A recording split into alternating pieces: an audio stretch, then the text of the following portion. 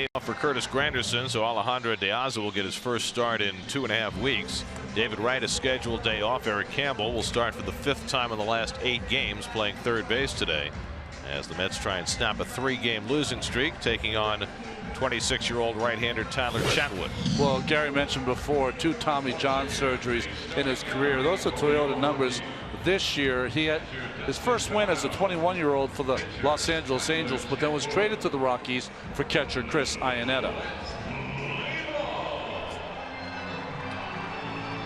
De Aza will lead things off. Last time Alejandro De Aza started a game April 27th against the Reds. It seems like an eternity ago. He's like the man forgotten, right?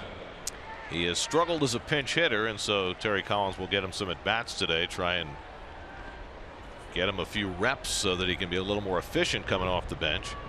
De Aza just hitting .189 to start the year, and Chatwood misses high with a fastball, and we're underway. De Aza, Cabrera, and Conforto for the Mets, who are now just 6 games over 500.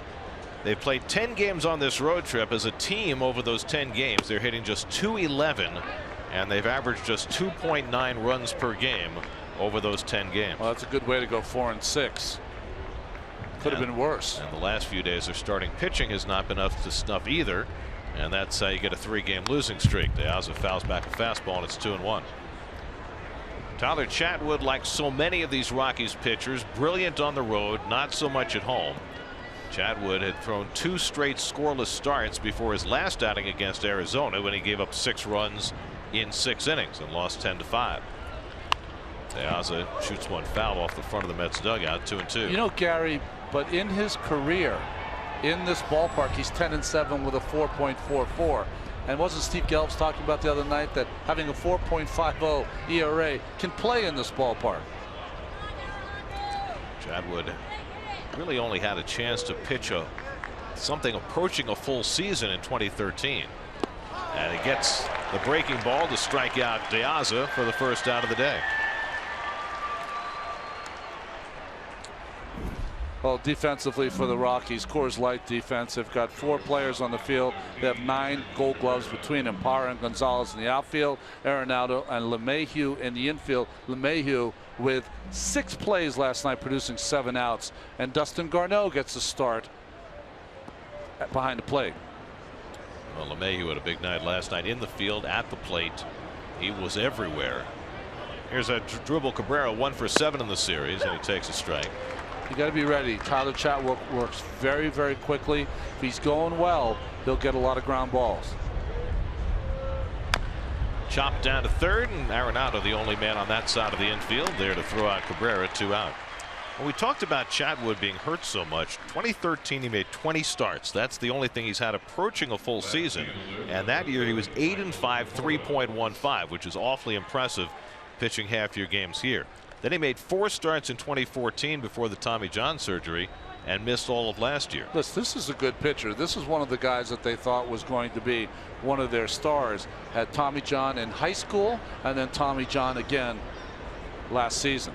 Michael Conforto, first pitch swinging, fouls one back. Conforto 2 for 9 in the series. Well, for all he has been through physically, Chatwood's still only 26. And watching what John Gray did the other night, if Chatwood is back in form, that's hit sharply, and Arenado flags that one down, and that retires the side. Strong young pitching, combine that with some outstanding defense, maybe the Rockies have something here. No score as we go to the bottom of the first.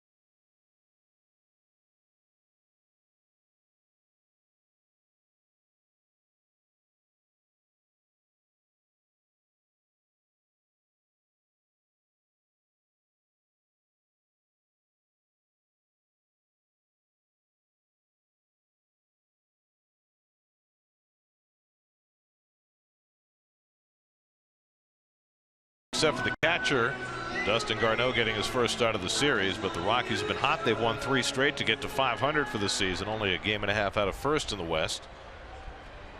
And they face Jacob deGrom this afternoon. Charlie Blackmon leads things off and takes a strike. Blackmon 4 for 8 in the series. Bring me the car. There it is. Those are the numbers this year. But 2 years ago today, Jacob deGrom made his debut in the major leagues. He lost 1-0 to Chase Whitley in his debut against the Yankees. Since then, he's 26-15. Withered Chase Whitley. Taken high by Blackmon, 2-1. Blackmon riding an 11-game hitting streak. He's been on fire. Trevor Story behind him, Nolan Arenado. A powerful top half of the batting order for the Rockies, and deGrom immediately behind, 3-1. Well, velocity has been an issue for deGrom. Fastball command has been an issue.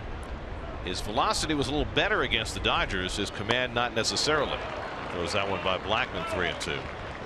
Gave up 4 extra base hits in the first 3 innings against the Dodgers in that last start, then settled in and gave the Mets 7 good innings.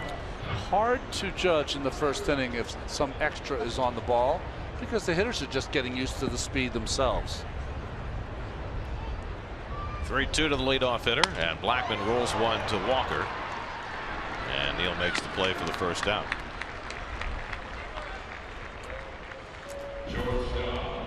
Defensively for the Mets, the Alexis defense, Conforto, Cespedes, De Aza instead of Granderson in that leadoff spot. Campbell now has started 5 of the last 8 games. Cabrera, Walker, and Duda, and Kevin Plawecki with the hot bat. One of the few Mets with a hot bat still in there this afternoon. Here's Trevor Story hitting second in the order. He's been very impressive in the Mets' first look at him. Story 4 for 7 with 3 doubles in this series.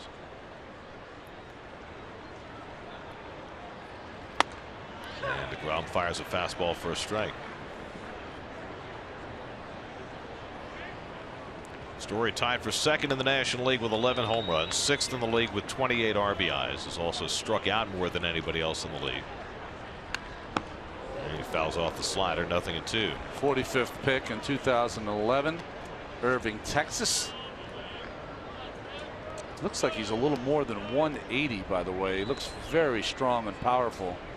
Favorite shortstop growing up, like all the players his age. Derek Jeter, number 2. Just 23 years old, bursting on the scene this year.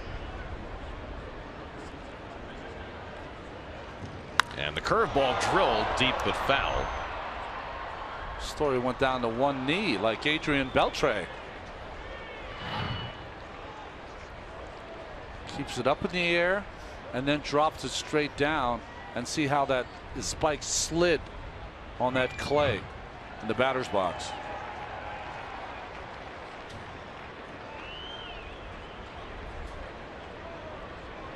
Oh, 2 to Story, and he lofts this one down the right field side. De Aza getting over into foul ground and can't quite get there.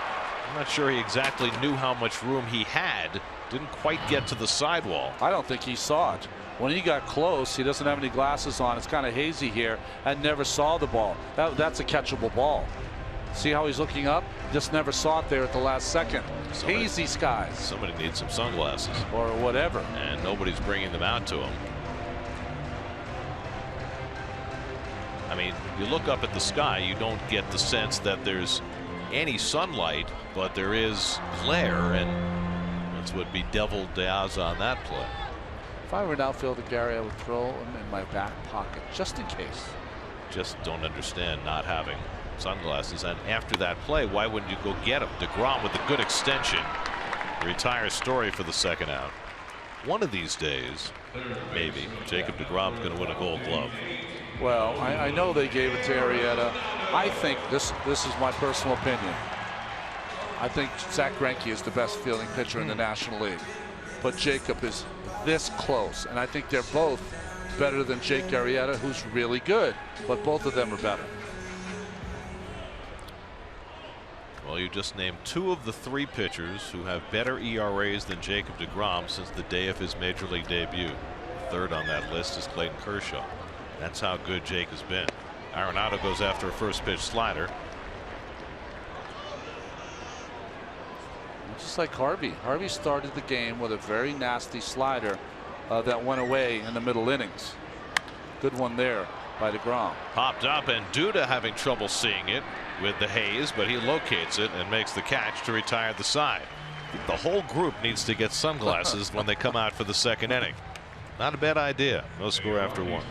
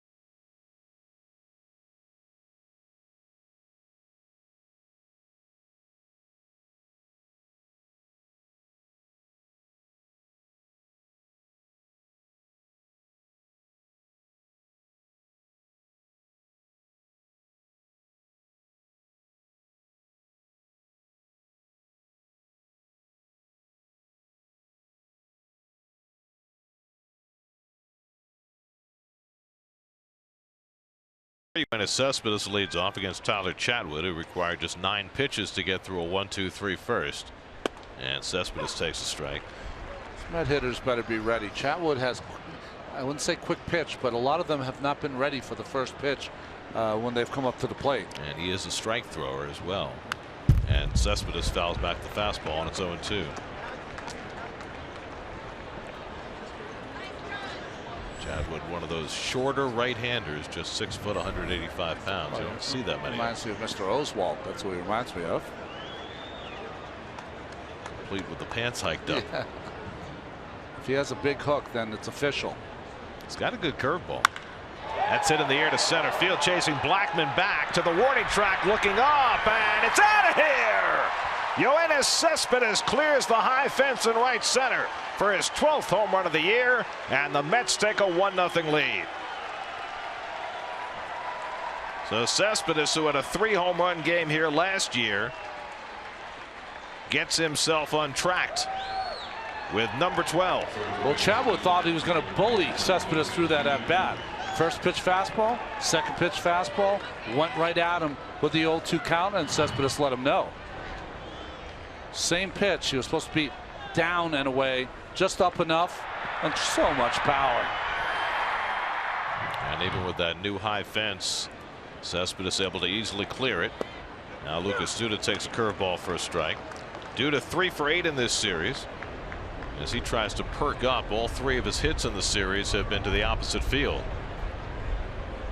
433 feet on the Cespedes home run. Wow. 433 to right center.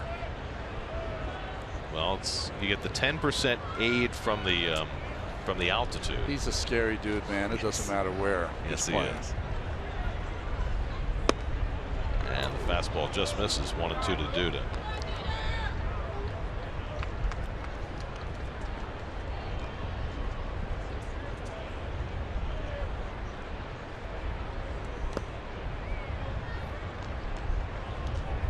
Two and 2 to Lucas with Neil Walker on deck.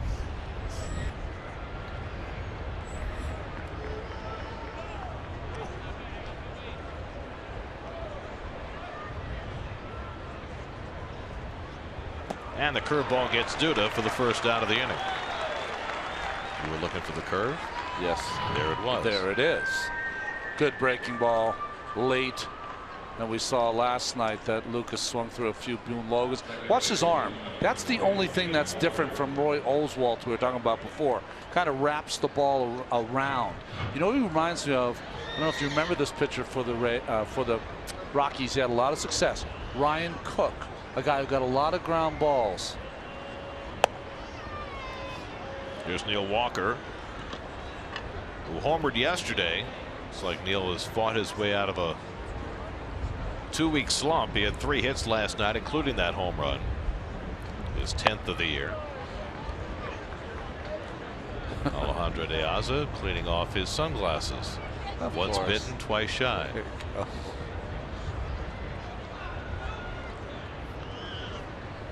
It's always nice to see the learning curve take hold. I've always want to go back to the Seinfeld reservation thing whenever I talk about the glasses. You know how to take the reservation. Just don't know how to hold the reservation. You know you need the sunglasses, but you don't always take up the sunglasses. Well, it is cloudy.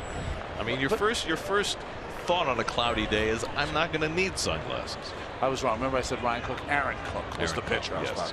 Sorry about that, guys. Played for Boston later in his career. Yeah, he had some terrific years here in Colorado. Low strikeout guy. Chopper past the mound. Charging is LeMahieu. The quick toss in time to get Walker for the second out. LeMahieu has made every manner of play in this series, and there was another. You know, when you're a taller infielder, it's hard to get down with 2 hands and make that low throw. So what he does is he gloves it, transfers it quickly, and lets it go. I was saying about his glove, it's a little bigger glove, so he's able to trap that baseball very easily. Problem with the bigger gloves, sometimes it's harder getting the ball out. So 2 out. Here's Kevin Plawecki, who's had the best road trip of any of the Mets hitters. 8 for 28 on the trip with 4 doubles and a home run, as he has taken on the bulk of the playing time and thrived with it. Kind of ironic, because last year in San Diego was probably the lowest point of his season last year, because he was suffering from those sinus issues and a little bit of vertigo, and that's where he really got it started on this road trip. He taps one slowly. Chatwood fields this one, and that retires the side, but the Mets get the early lead. Yoenis Cespedes breaks out the home run bat. Cespedes with his 12th of the year, and he stakes DeGrom and the Mets to a 1-0 lead.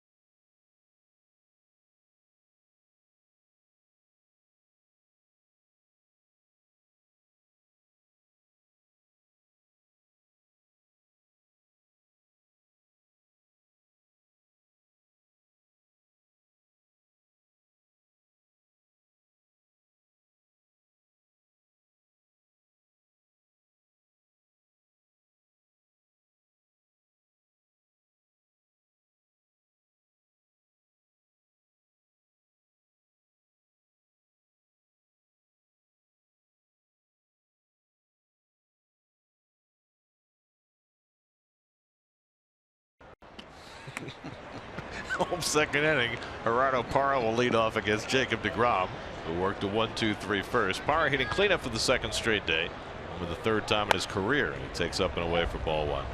Parra 3 for 8 in this series, leads the National League in doubles with 14. Parra, Gonzalez, and Reynolds for the Rockies in the second against deGrom. And Parra a little late on the fastball, and it's 1-1.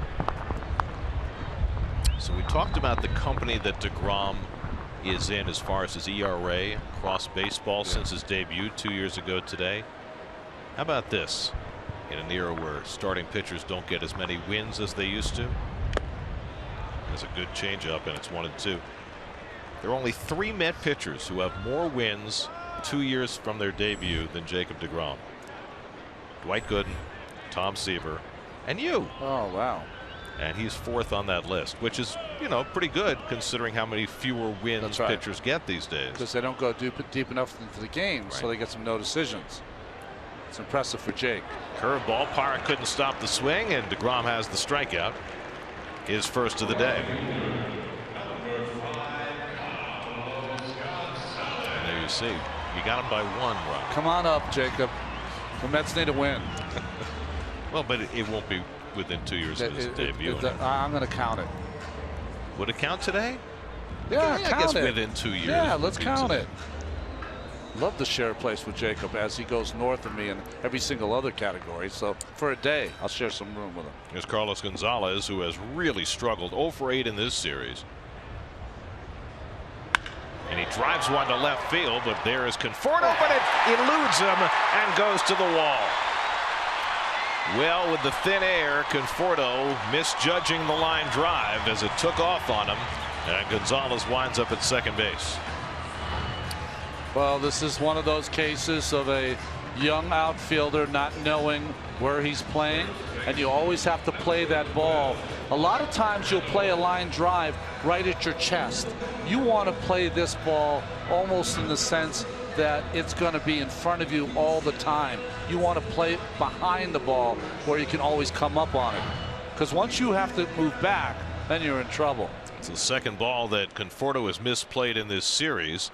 He had a triple by Parra go under his glove on Friday night, and now here this will be scored a double for Gonzalez. Here's Mark Reynolds with a runner at second. Let's check in with Steve Gelb. Steve? And guys, remember, on that play with Conforto, this is exactly what the coaching staff was telling him and the rest of the outfielders the first day here at Coors Field. These balls carry differently on line drives. You think they're going to fall in, and they keep going an extra couple of feet. Reynolds lifts one to center. Well hit. Back goes Cespedes. He'll have room. Tagging at second, Gonzalez. He's going to challenge Cespedes. The long throw to third base is offline. And Gonzalez arrives safely. Came off the bag briefly, but gets back. 2 out. Well, we love watching him throw. It's just it's too deep in that outfield to have a play on Cargo, who's got some good speed.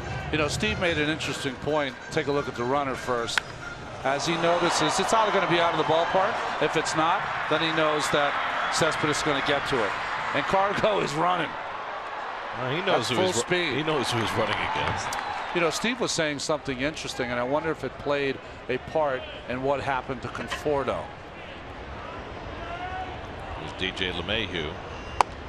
The first game, Parra hit a ball there that did go down, and it went underneath his glove for a triple. So I wonder if that played a part in him trying to come in on that baseball as it flew over his head.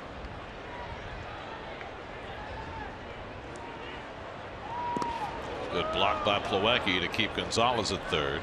Either way, that reaction from Jacob deGrom as we see the block from Plawecki is getting better and better. See how that skidded on the plate? That's what made it tough. That was a really good reaction by a pitcher, because I've seen worse. Just in the last week we've seen worse. Just in my life. deGrom has a way of digging in when he has to, and he'll need to do that here against LeMahieu, who's had a hot bat in this series. 4 for 7 with a couple of extra base hits. And he fouls back the slider, and it's 1-2.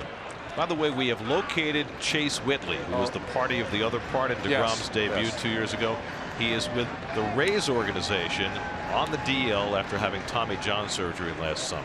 We've got to get you on 60 Minutes because you're great at that stuff. Well, Morley Safer is retiring. There you go. Right in. Could be with the 20 other correspondents. Here's the 1-2, and it's hit hard, a base hit for LeMahieu, and that'll tie up the game.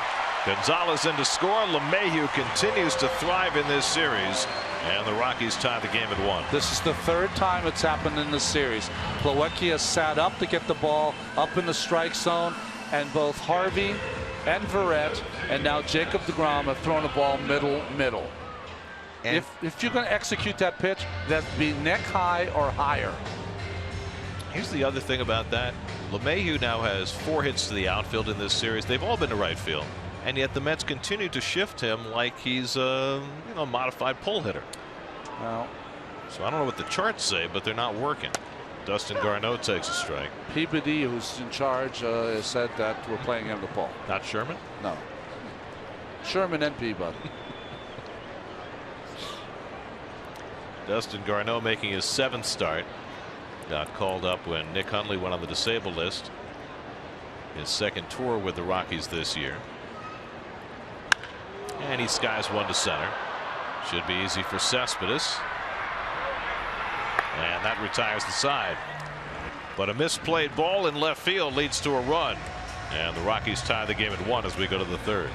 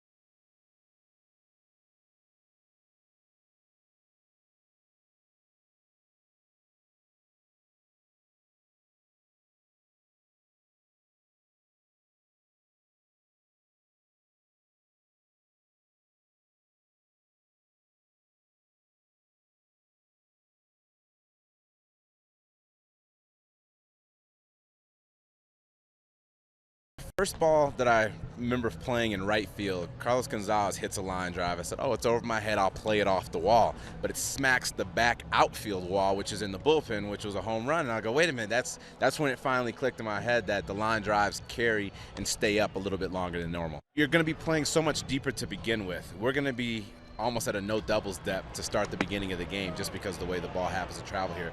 So you happen to have balls that might fall in. So my job is to communicate to Neil and to Asdrubal or whoever happens to be at second and short, hey, you're going to have to come out here because we're almost on the warning track.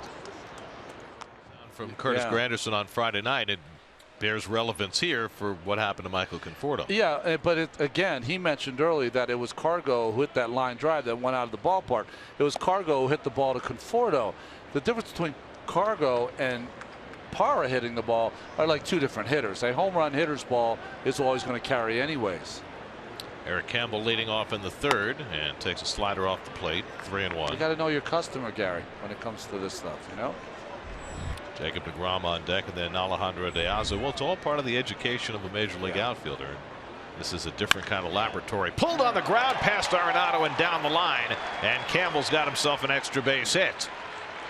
Sticks in the corner. Parra goes over to get it. Campbell will hold at second with a leadoff double. Well, you got to hit hard to make sure that Arenado can't flag it down. That's the first extra base hit of the season for Eric Campbell. Well, for Eric Campbell, he's started 5 times on this trip, 5 out of the last 8 games, as he's getting more and more playing time with Wilmer Flores on the disabled list. So you need more of this from Eric. Good start. So the Mets have their second hit against Chatwood. Both have been extra base hits, and now DeGrom up there, and they'll look for the bunt.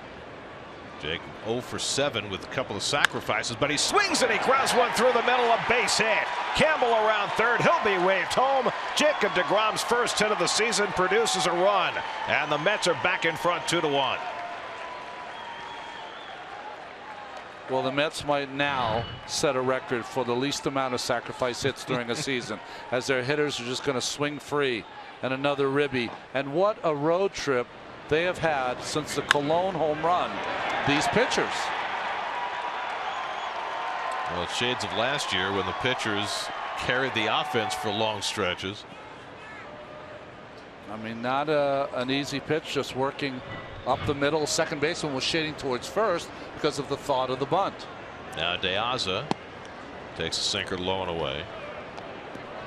Alejandro struck out his first time up. So the 8 and 9 hitters produce a run. Campbell a double. DeGrom drives him in.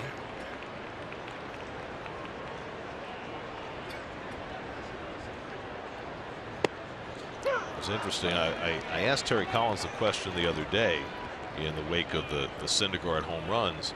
With all the good hitting pitchers they have on the staff, would you bunt less frequently in obvious bunting situations? And he said, well, remember, they're good hitting pitchers. That doesn't make them good hitters. But he has done that now. This was certainly a situation that in most ballparks would cry out for the bunt. I don't know if it's different at Coors Field, but he opted to let him swing away.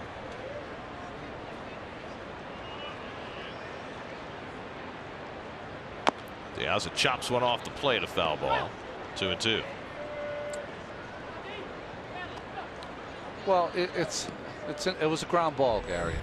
If it's moved over 5 feet one way or the other, it's a double play. Then how do you feel about it? I mean, it feels great now because he's able to hit a hole. I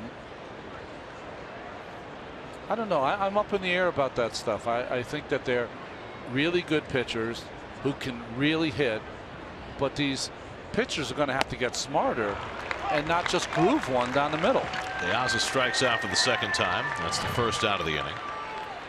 Well, we saw it after Syndergaard hit the home run. The 2 home runs, we saw Joe Blanton throw him 6 sliders in a row. 2 best hitting pitchers I faced were Don Robinson and Rick Rhoden. I pitched them like hitters. I didn't even think about them as pitchers. Whatever the situation was, that's how I pitched them. Here's Asdrubal Cabrera, who grounded out his first time up. All that having been said, I do think that this ballpark changes the way you strategize. That you're less likely to give away an out for a single run and more play for the big inning. Sabermetric people all over are having a festive party right now after hearing you say that. Well, if every ballpark were like Coors Field, that would make sense. I don't know. Do the sabermetric people say pitchers shouldn't bunt? I don't know that. I don't think that's the case. I think they acknowledge the fact that most pitchers are, automatic outs. They acknowledge this is that they don't like to give up an out ever. I understand, but if you can have a productive out rather than a strikeout, that's usually better. 0-2 to Cabrera, who grounded out his first time up, and as Asdrubal pokes one the other way where nobody's playing, and he's got a base hit. They had the shift on, and they had Arenado over in the shortstop position, and Cabrera slaps one the other way for the 3rd Met hit of the inning. Well, the defense has shifted over for the pull. We have not seen defenses shifted over against Cabrera. This is really the first one, and it cost him.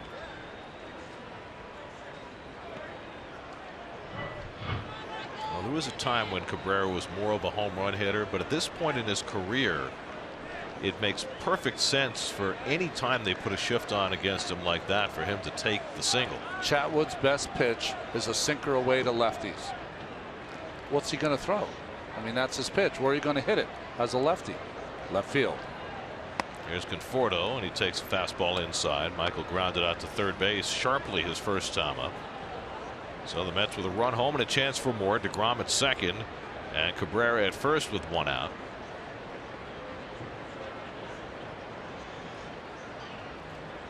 And Conforto drives one toward the left field corner. Foul, just foul. That barely missed, rattling around in the corner as an extra base hit. Would need the John McEnroe camera on that one. I thought that was inside the line, but you can clearly see that it just, what's that, 6 inches? If 4 that. inches? Third base umpire Carlos Torres, who made the bad call last night, made the right call there. I always have fear of the hitter who comes up after they've made a mistake the inning prior, because they come up with a little keener sense of making sure they try to make up for a mistake. Conforto back at the plate with a 1-1 count.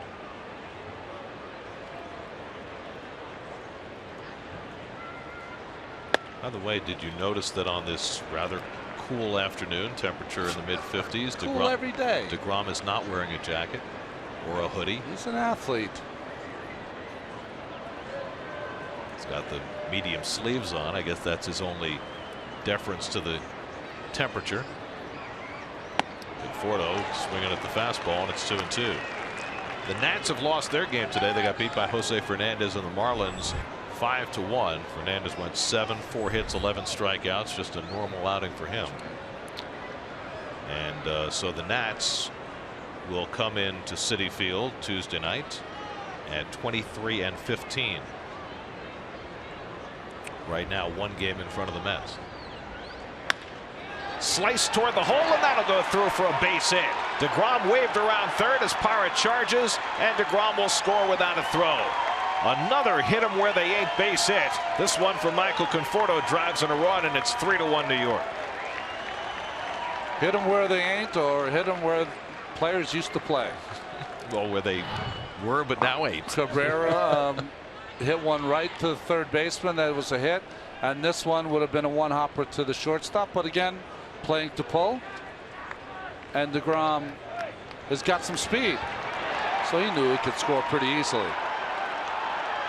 Long strides. See, now that's a situational shift, right? Because if there weren't a runner at second base, Arenado might have been where that ball was hit. But with a runner at second, you can't play that far over. Right. So it finds a hole. So the Mets have 4 hits in the inning. But let's just say this inning, if you just played the fielders where they normally played, like for 100 years, Chat would be in having a coffee right now. You do that between innings? Yeah, absolutely. Here's Cespedes, who had a long home run his first time up, and he fouls back the first pitch fastball. First person I heard of drinking lots of coffee, Tom Browning, you know, the great Reds pitcher who threw a perfect game. He used to drink one coffee per inning.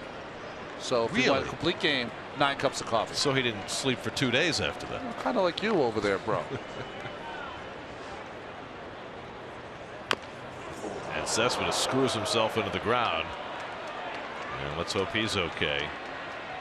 He has still been facing the lingering effects of the bruised thigh that kept him out of action for a while. This one he bangs off that shin guard. Yeah, I thought it was over the shin guard, in fact, against his shin and calf. He is going to be one bruise at the end of the season. Well, he's built like one big muscle. So Yes, he is. that one big muscle will be purple and black. I know he's taller, but he kind of built a little bit like Jimmy Wynn, you know, like he's just all big chested, big arms. The toy cannon. Yeah. That's a good call. Jimmy Wynn, who could blast home runs out of the Astrodome when nobody else could. 0-2 to Cespedes with Duda on deck. And Uenis smacks one to center. Blackman back, has it measured, makes the catch. Cabrera tags at second. He'll go to third. Cespedes hitting another ball hard. He did that all night last night. And Blackman able to make this grab for the second out. That was the second 0-2 pitch. First one was a home run. This one a line drive to center field from Chatwood. A couple of mistakes by the young right-hander. Just a little bit of a limp from Cespedes as he walks back to the dugout. So with 2 runs home in the inning, 2 out, runners at the corners, and Duda coming up. Lucas struck out his first time up. Another way in that game in Washington today, Daniel Murphy was scratched from the starting lineup because he was sick, but he did pinch hit in the 9th. My feeling is if he has 104 Tuesday night, he'll be in the lineup. He'll be ready to go. And he's going to get a big hand. He was a crowd favorite, the Murph.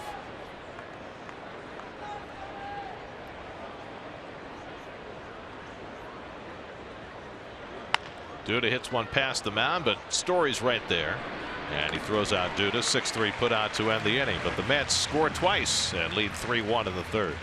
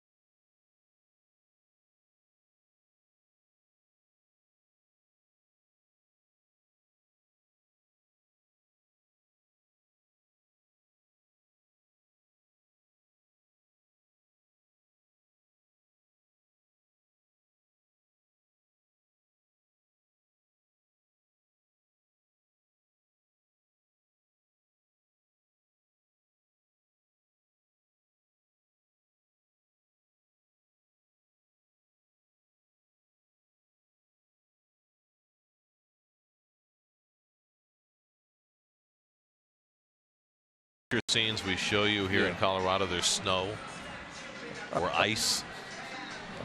It's kind of the theme of this road trip. Fun facts: Denver. The first permanent structure in Denver was a saloon. Oh, very nice. Of course it was. This is the Wild Wild West at some point. Tyler Chatwood, good hitting pitcher, takes outside. Led Zeppelin played their first U.S. show here. Kashmir was the first song, by the way. I'm only kidding. I don't know. Was Chase Utley in the audience? That's right. It's the strike to check. Yeah, I think Robert Plant threw his mic at him, in fact. Somebody, finally. Chatwood, lifetime .265 hitter, and he takes a slider for a strike. 1-2. And DeGrom had himself a base hit to drop in a run. Now trying to take care of his opposite number. Charlie Blackmon on deck, and then Trevor Story for the Rockies in the home 3rd. Hit the other way, and De Aza has it measured with the sunglasses on top of the cap. 1 out. Well, according to a 5-year-old survey in the Huffington Post, take that for what it's worth, these are the greatest Denver sports icons. I would bet that Peyton Manning would probably be on that list now, as opposed to in 2011. No? Well, we were talking about Floyd Little the other day. He doesn't make that on it because he's Patrick Roy, I thought would be higher than that, but maybe because he had most of his great years in Montreal. I mean, I'm not trying to take anything away from Joe Sakic. Fantastic career, but he might have faded a little bit in the polls since 2011. But when you think of Denver, you don't think of you don't think of Peyton, right? I mean, now you do, but well, it depends when you ask, right? Yeah. That's deep to center off the bat of Blackmon. Cespedes near the wall, and he makes the catch. Cespedes got a late break on that ball. Not sure if he didn't see it or didn't know how far it was hit, but he's able to get back 415 feet away and make the grab, much to the delight of DeGrom.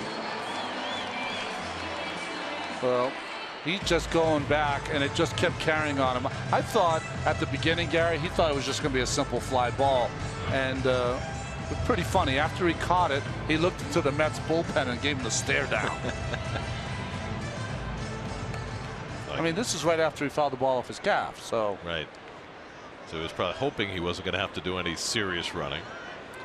So 2 hard outs for DeGrom here in the third. And here's Trevor Story with a comebacker his first time up. DeGrom's been consistently 92, the occasional 93. It's what we've become accustomed to seeing from Jacob this year. Last year he was more a 95 to 97 guy. Throws that one by. Story at 91. Ball and a strike. Now you would think it would make sense in this thin air that you would throw harder. Sure. Less wind resistance. We saw that from John Gray.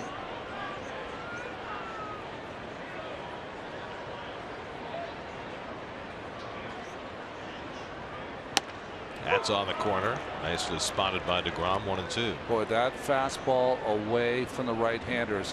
When he is spotting that, that changes his whole game. That's when he has those big strikeout games. Those have eluded him so far this year. His strikeout high this season is 6. In fact, his 20 strikeouts in 5 starts this year is the fewest strikeouts he's had in any 5-start stretch in his career. Put in perspective, the first game of the NLDS, he struck out 13. Right. 2-2 coming. And Story takes on the outside corner. Strike 3 call. Second strikeout of the day for DeGrom. He's got a 1-2-3 inning after getting the lead. It's 3-1.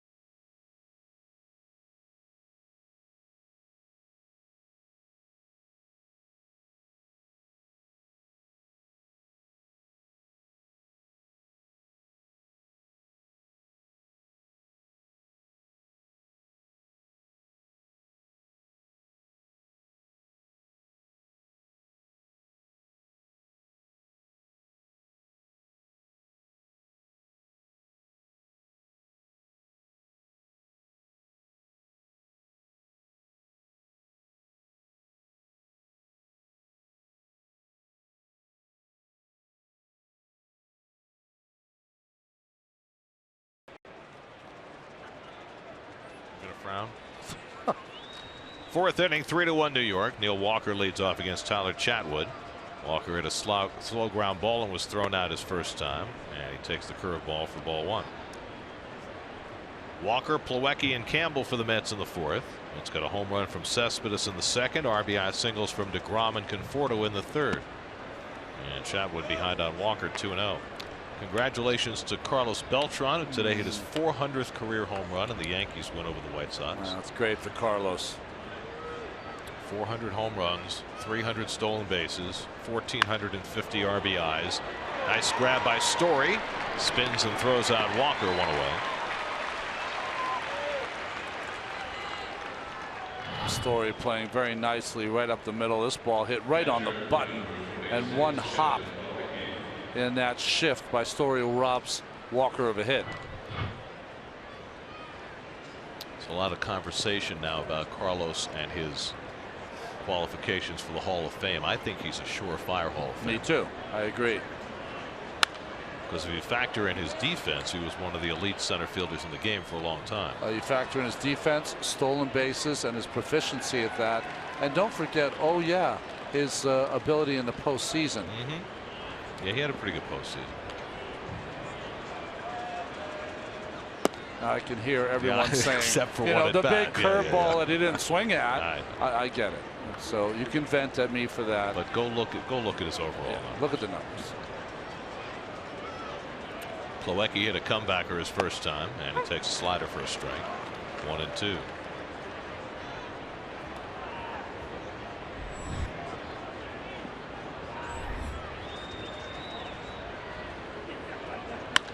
Toward the middle of the diamond, Story can't get this one, and Plawecki's got a base hit. So the Mets have their 6th hit against Chatwood. 1 out and 1 on, and we go inside baseball with Steve Gelb. Steve? Well, you guys talk about Carlos Beltran, but how about David Ortiz? Yesterday continued his stellar farewell tour season, hit his 500th double, a walk-off double yesterday. He now has 600 home runs, 500 doubles, the 3rd player in Major League Baseball to have those 2 numbers. The first 2 were Hank Aaron and Barry Bonds. Now, the thing that I want to know from you guys is where you see his legacy ending up, because we all know what Hank Aaron is and we all know what Barry Bonds is in terms of having that steroid cloud over him. David Ortiz failed the drug test but does not seem to have that same level of scrutiny to him. I don't know if it's because he was much better with the media or if it was simply because at this point people are desensitized. But where do you think, when all is said and done, Ortiz's legacy will land? Well, in my opinion, he will be a first ballot Hall of Famer as the first full-time DH to make it into the Hall of Fame. That's my opinion. It's another guy that you have to consider the postseason as well. I think it's 500 home runs, 600 doubles. Yes. That he and that small group have. I don't know. Bonds and Aaron, right? I can't speak for the voters, because everybody's got different ideas about how they address the issue of performance-enhancing drugs. And in Ortiz's case, you know, he was implicated on that list that was supposed to say private of 104 players. Right. And you know, if the rest of that list ever got out of the 104 players on that sample list before they instituted the penalties for performance-enhancing drugs, that might blow up a lot of people's illusions about a lot of people. You might have a half dozen people that are already in the Hall of Fame might be on that list. That's right. Guys, what do you think it is, though, with Ortiz? Do you think, I mean, it just seems like it's different the way he's treated than Barry Bonds. Do you think it has something to do with his persona, how he was with the media? Or do you think it's just that, like I said, people have become a little bit desensitized to this over the last 10 years or so? Well, I don't know. I mean, I don't think people look at Barry Bonds that much differently than they look at Mark McGwire. And certainly there's Campbell drawing a walk. I don't think, you know, Mark didn't have a negative reputation with the media the way Barry did. Also, Big Papi has never failed a drug test since then, and he's still hitting home runs, doubles, and driving in runs, and getting big hits, and continuing to perform at the highest level. I don't think they're desensitized. I think he just has performed at such an excellent level, and maybe having his best year this year at age, what, 40? Is 40 or 41? He's going to be the first, to me, he's going to be the first Hall of Famer that was a DH. Rockies put the wheel on that first pitch looking for the bunt, and DeGrom swung away after he swung away last time and drove in a run with a base hit. I think also when you talk about people being desensitized to the issue of PEDs, a lot of that has to do with the fact that the Hall of Fame electorate is getting a little younger. Yeah. And you know, I think the attitudes are a little bit different generational. No wheel this time, 1-1 to DeGrom. And they eliminated approximately, what, 110 voters, guys who don't follow the game every single day, older voters. So it'll be interesting to see as these next few years go along how all those guys who have been implicated fare.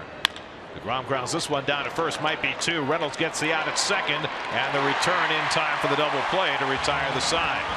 So this time having the pitcher swing away does not pay off for the Mets, as Reynolds starts and finishes his second 3-6-3 double play in this series. Still 3-1 New York.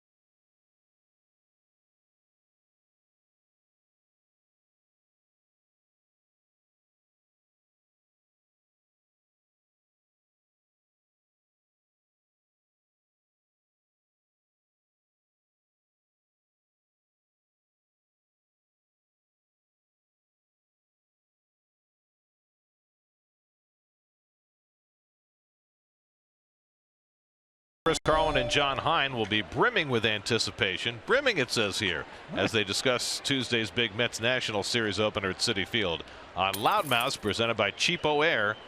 Tomorrow at 5:30, only on SNY. Brimming. That's funny. Here's your Verizon trivia question for it today. Last 5 years, 6 teams that have not made a playoff appearance. Okay, well, we're watching one. So who are the other 5? Nolan Arenado takes one up and in for ball 1. Arenado fouled out to first base his first time up, 2 for 10 in this series, and waves at the slider. It's been a good pitch for DeGrom early in this game, 1-1. Have you noticed he's working a lot quicker? It seems he's trying to up his rhythm a little bit. Tap past the mound. Cabrera on the charge and the quick throw to get Arenado. Love the way he gets that ball from glove to hand to first, all in one motion. He does. Throws off the wrong foot, so glove, hand, off the wrong foot, his right foot instead of left, and a strike. It's been a joy to watch. 1 out and nobody on. Here's Gerardo Parra, who struck out his first time up. We talked a lot about the deficiencies of the Mets offense on this road trip. But over these last 3 games that the Mets have lost, their starting pitching has also been a problem. Colon in the last game in Los Angeles, and then the first 2 games in this series with Harvey and Verrett. Starting pitcher allowed at least 5 runs in each of those 3 games. DeGrom throws one by Parra. So here's DeGrom with a couple of 1, 2, 3 innings under his belt already in this game, which is something no Mets starter had done in this series before. Just trying to calm things down and get them back where they're supposed to be, where the Mets starting pitching dominates. Parra taps the curveball down to third. Nice backhand pick by Campbell, and a stretch by Duda for the second out. Well, when I watch Jacob pitch, I always feel like he's the most even-keeled of all the Mets pitchers. You know, you can't tell if he's winning 3-1 or losing 3-1. He just is all about execution. Call the pitch. Where do you want it? Here's where it's going.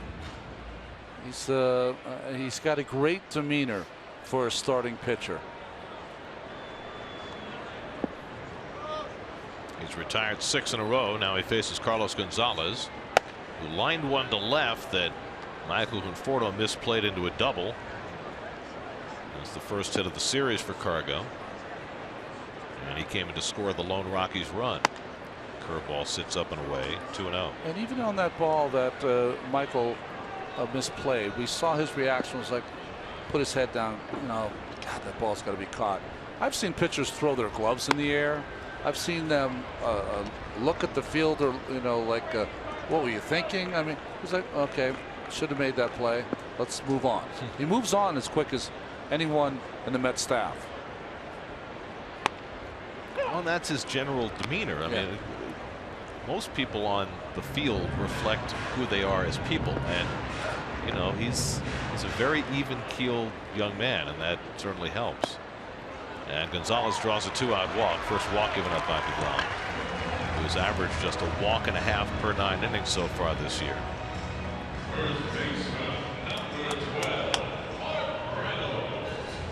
So Mark Reynolds will come to bat. Reynolds hit a long fly ball to center his first time up. Reynolds has been something of a revelation for the Rockies this year. Usually an all or nothing kind of hitter, high home run, high strikeout guy. He's hit for a high average so far this season, batting .330 after his 0 for 1 today.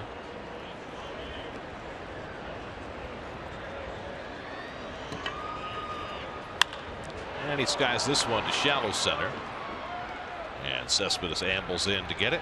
That retires the side. We go to the 5th at Coors Field, 3-1 New York.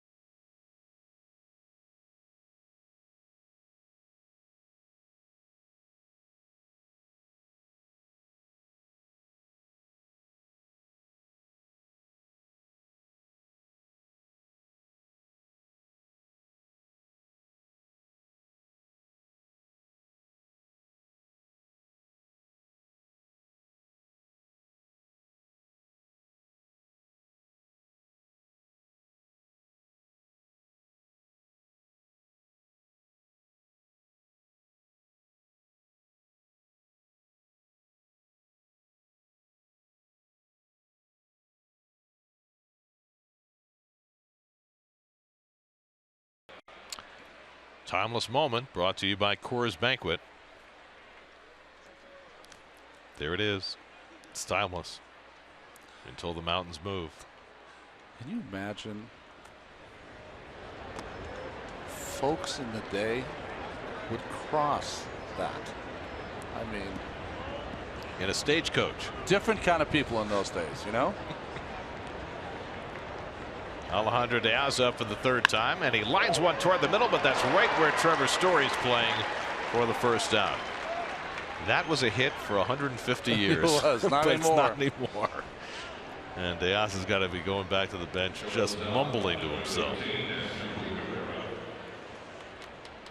First hard hit ball he's had in weeks. And it's an out. I mean, all he was thinking about here is how he was going to round first. And instead, he was rounding first to come back to the dugout. Here's Asdrubal Cabrera, who's 1 for 2, and he fouls off the curveball. You know, we talk all the time about how to better cover the game. And I wonder, for folks who watch the games on TV, I know when I watch them on TV, when a ball comes off the bat, I've got a pretty good idea of which direction it's going and whether it might have enough trajectory or be hit hard enough to be a hit or in the right spot. If you're watching on TV from the center field camera and you can't see the fielders and the ball comes off the bat, you have a certain expectation of whether it's going to be a hit or not. And I would imagine that with the shifts now, people's sensibilities and how they react in the moment, as Cabrera just got a piece of that, it's got to be a little different, right? It's a little harder to know what to expect when that ball comes off the bat. I think they're doing exactly what we're doing here. As soon as it leaves the bat, we're like, that's a base. Oh, it's not. That's a line drive to a guy playing that position. I think the same thing happens at home. They're shocked.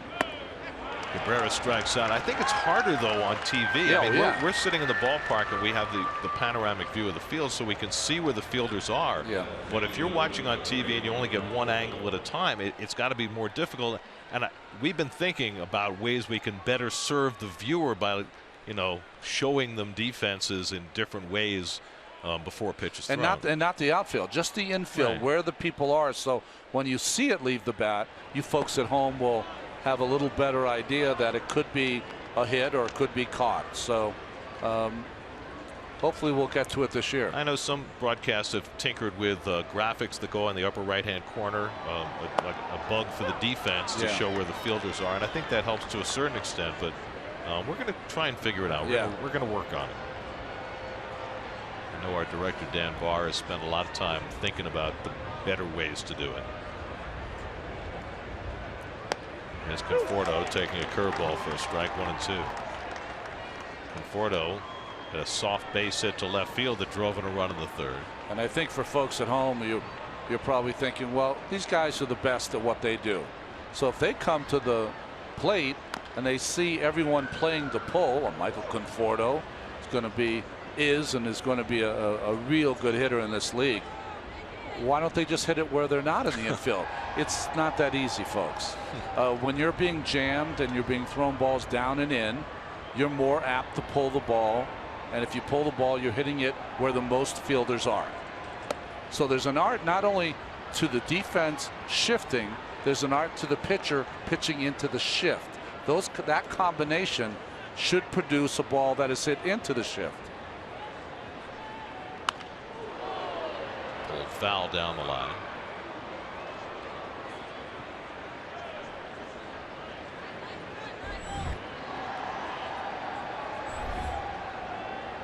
Do you think as we progress now in the era of the shift that hitters in the minor leagues will be taught better ways of working against the shift?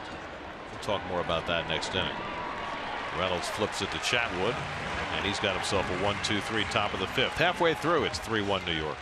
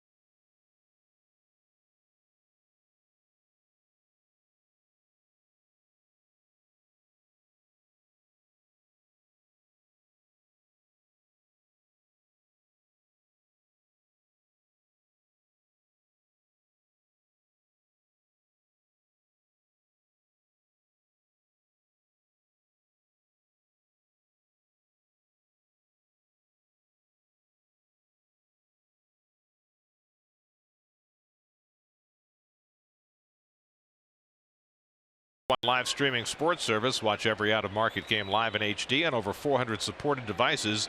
MLB.TV Premium includes a free subscription to At Bat Premium, the #1 app for live baseball. Blackout and other restrictions apply. Visit MLB.TV for details. DJ LeMahieu has driven to the only Colorado run today. A single in the second.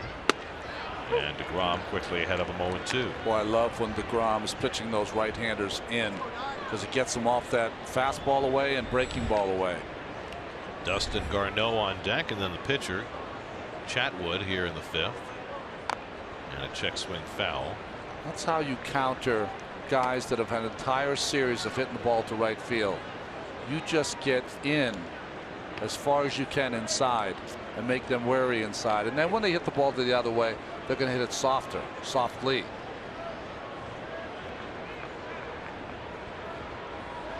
LeMahieu hits one right at the shortstop, Cabrera. 1 out. So we were in the midst of a conversation about the adjustments that everybody in the game has to make to shifts, whether it's us on TV or hitters, and I'm wondering if you think in the minor leagues, as player development advances now with the advent of the shift, whether hitters will be taught a little differently. Unless the big home run hitters have completely changed their personality, I think they'll go through the motions in the minor leagues of learning how to bunt the other way. Garneau pops up the bunt, and Plawecki's got it. 2 out. Nice play there by Plawecki. Both Plawecki or DeGrom, it didn't matter. Both of them were going to have it. But this is the thing about catchers. They can't run, but boy, they're so quick. He got out there and made that play look pretty easy. See, both he and DeGrom would have had it. As long as they don't collide. All the guys that I've ever played with that are big power hitters, whenever they work on bunting, it's always half-hearted. They don't really try. I think that there's always exceptions. You know, Anthony Rizzo for the Cubs and others really work on it. And the thing is that people are teaching them how to bunt. It's not a bunt. What it is a push ground ball to the left side. That's what it is. So if you continue to teach them how to bunt, that's wrong. A dunker, and De Aza can't make the play, and Chatwood's got a base hit. I feel like De Aza got a little bit of a late start there on that bloop by Chatwood, and it falls for a 2-out hit. Well, you got to play shallow against a pitcher, although Chatwood is a very good athlete. So sometimes you have to be a little more careful. The real good play there was made by Neil Walker. Remember what Curtis Granderson was saying. Any ball that's up in the air, you got to come out and help me. And he helped De Aza by getting to the ball and keeping Chatwood at first base. So 2 out, a runner aboard, and now Charlie Blackmon, who hit one to the center field fence his last time up that Cespedes caught. Blackmon 0 for 2 today, 4 for 10 in the series.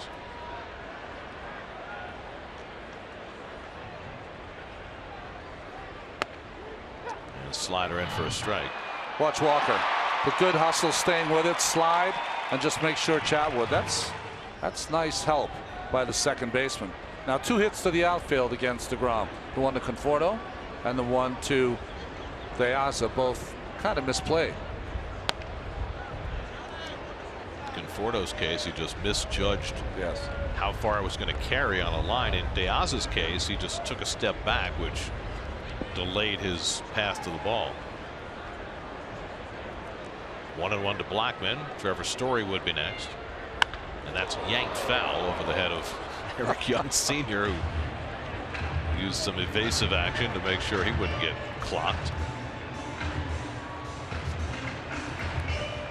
By the way, you were talking about catchers and their quickness and all that. Do you think every catcher in baseball was cringing watching Cameron Rupp's play to end the Phillies win last night? But that's like running into a refrigerator. I mean, he's a big man, but looked like the refrigerator took the worst of it. Yeah, who was it? Suarez ran in? Eugenio Suarez, but Rupp, to his credit, held the ball to end the game. That's pulled down to first, a foul ball, just foul. Well, dude is playing on the line, and he never went for it, so Jerry Davis with the easier call because Lucas is protecting that line. Talking about catchers, Gary, Chris Herman started a catcher last night for the Arizona Diamondbacks as we watch this ball just foul. and he's starting in center field today.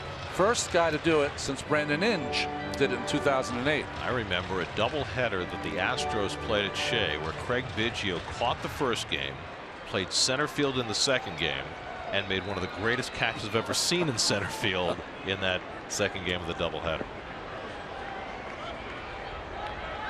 Biggio eventually would become a second baseman and then an outfielder, but at the time he was a full-time catcher, and that was one of the few games he had played in the outfield, but he was such a great athlete. Well, they recognized that he was such a great offensive player.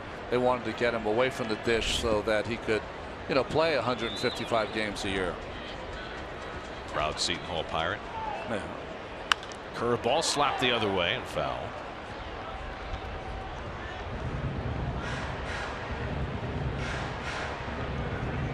I was watching something the other night on Bobby Hurley, and that he was going to go to Seton Hall until he went to Duke. Well, his brother went to Seton Hall. Yeah, Danny.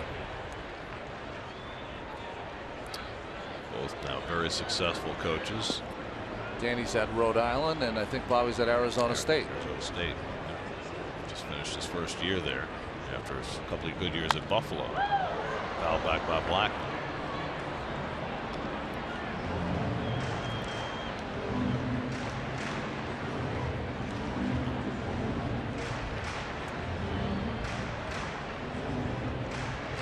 I'm trying to play stopper this afternoon with the Mets in the throes of a 3-game losing streak, trying to head home on a positive note. 8th pitch of the at bat coming to Blackman, and it's up and away in a full count. You know, these are the little things that happen within today's game, Gary. You know, if DeAsa is able to come up with that play, it's 9 more pitches that DeGrom didn't have to throw to Charlie Blackman. So now Chatwood will be running. Another pitcher not wearing a jacket. 3-2 to Blackman, and it's up and away for ball 4. So DeGrom issues his second walk, and that puts the tying runs on base with Trevor Story coming up. And Dan Warthen will pay a visit. Remember, the Mets had to go deep into their bullpen last night with Logan Verrett lasting just 2 2/3. So the Mets bullpen worked 5 1/3 innings last night, and they were all very good. The only guy that Terry definitely needs to stay away from today is Sean Gilmartin, who's thrown 5 innings the last 3 days. Probably Hansel Robles too. Remember, Robles went 2 innings Friday and then got a batter yesterday. Get Citi Field for Family Sunday, May 22nd. The Mets square off against the Brewers at 1:10. The first 15,000 fans in attendance will receive a bat and ball set as part of Major League Baseball's Play Ball Weekend. After the game, all kids 12 and under can run the bases in the Mr. Met Dash, courtesy of Northwell Health. For tickets, visit Mets.com/Family Sundays. Because of the way this trip has gone, and the way they have an off day tomorrow, this could be a 6-out type situation for Familia. Well, this is a moment of truth for DeGrom, protecting a 3-1 lead against Trevor Story with the tying runs on base. He's had Story's numbers so far. He got him on a comebacker in the first, got him looking at a call third strike in the third. Everything's been away to Story so far, and we've seen that he has tremendous power also to right center field.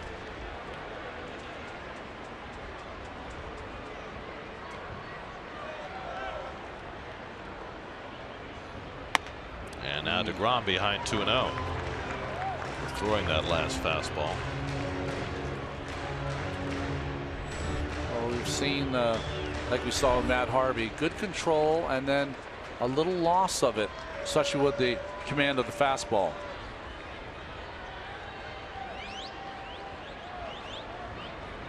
Two 2-0 to Story. Got a good rip at that one. Do you think part of that is with Harvey and maybe even more so with DeGrom? They're a little short with their fastball in terms of velocity, that they're reaching back to try and get something that's not quite there right now? I think that's part of it, Gary. Also, I think they're trying to be perfect.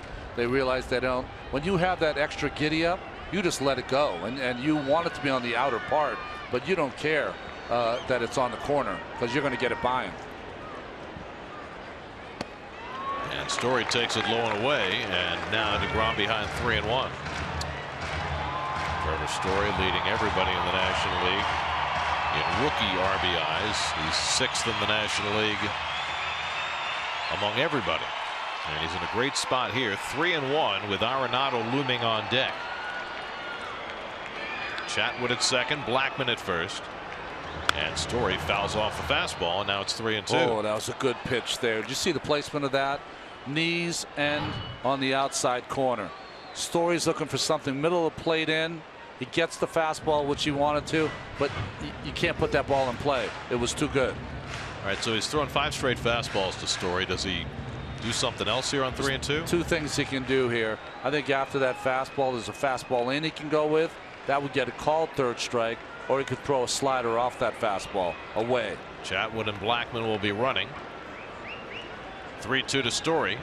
And another fastball, and he fouls it back. 93 from DeGrom, which is about where he's topped out today. Now that one wasn't as good a spot. You know, now that gets a little dangerous because Story's starting to catch up to his fastball a little. Total surprise is the inside pitch. Do you have the guts to make it? And it's hard to throw the 3-2 pitch with the runners running, that 3-2 breaking ball. I'd stay away from the breaking ball. Story has 3 hits in this series off hanging sliders.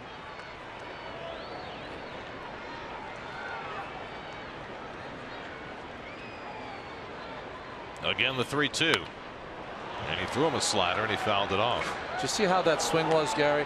A little behind the fastball, but on the slider, it was right there. So it was away enough, but as far as the speed of the bat to the ball, today's player says get the head of the bat to the ball. He was there. When you go back to that blue pit by Chatwood, since that hit, DeGrom has had to throw 16 more pitches. It prolonged the inning, and now he's got a tight spot to try and work out of here. The 8th pitch of the at-bat coming to Story. And he rips it to left. Conforto is there, and he makes the catch. Conforto had that one measured perfectly on a bullet off the bat of Story, and that keeps DeGrom out of trouble in the 5th inning. On to the 6th at Coors Field, 3-1 New York.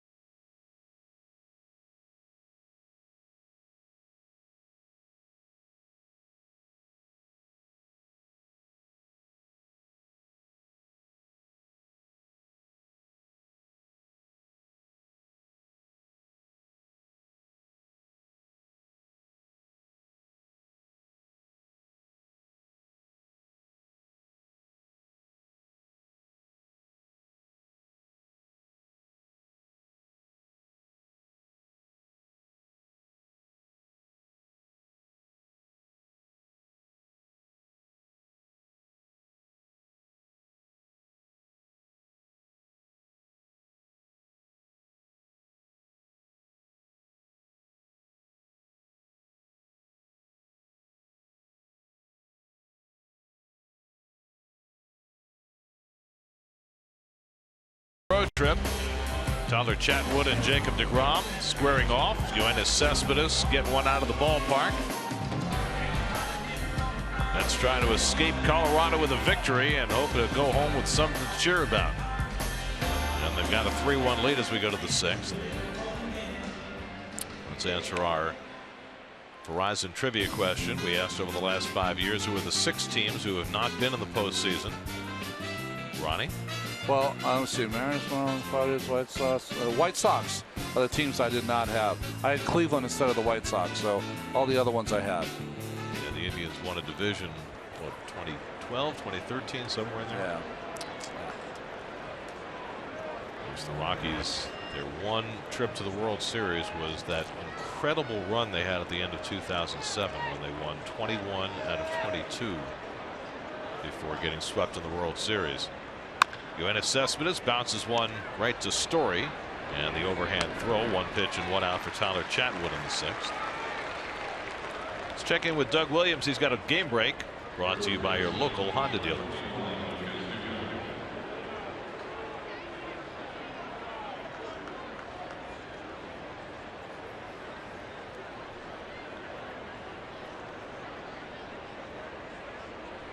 How about the pitchers duel of the day? John Lester and Garrett Cole in Chicago. Lester had a no-hitter into the 7th, but Cole prevailed. 8 innings, 3 hits, no earned runs. Pirates beat the Cubs 2-1.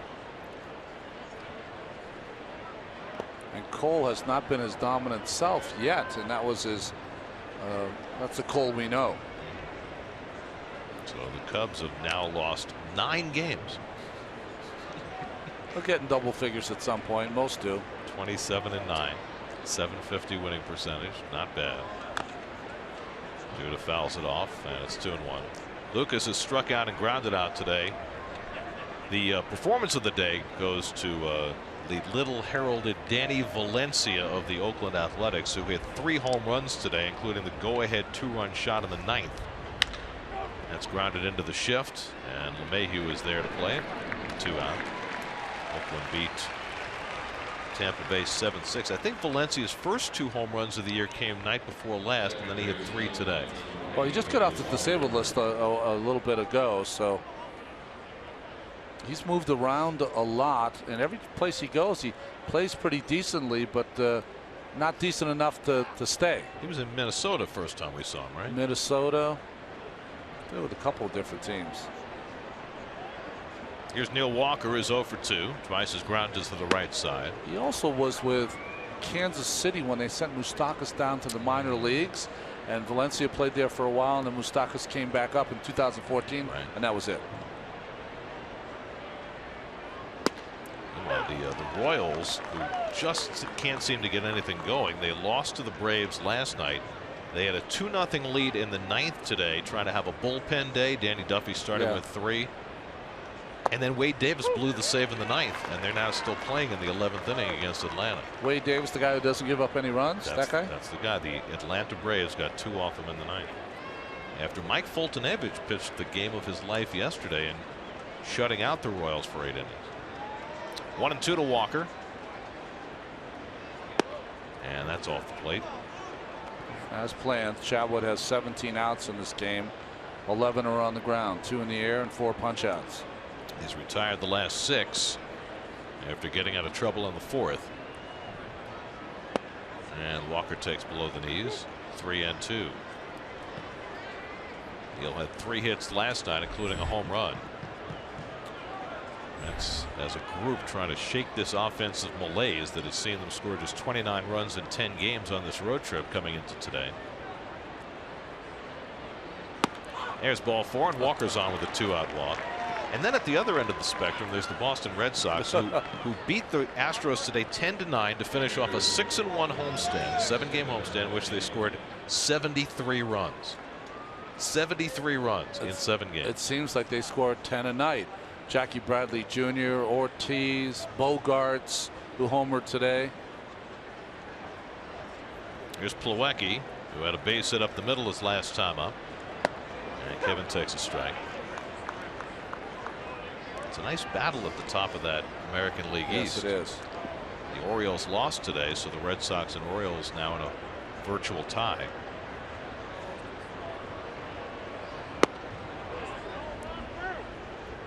No swing, 1-1.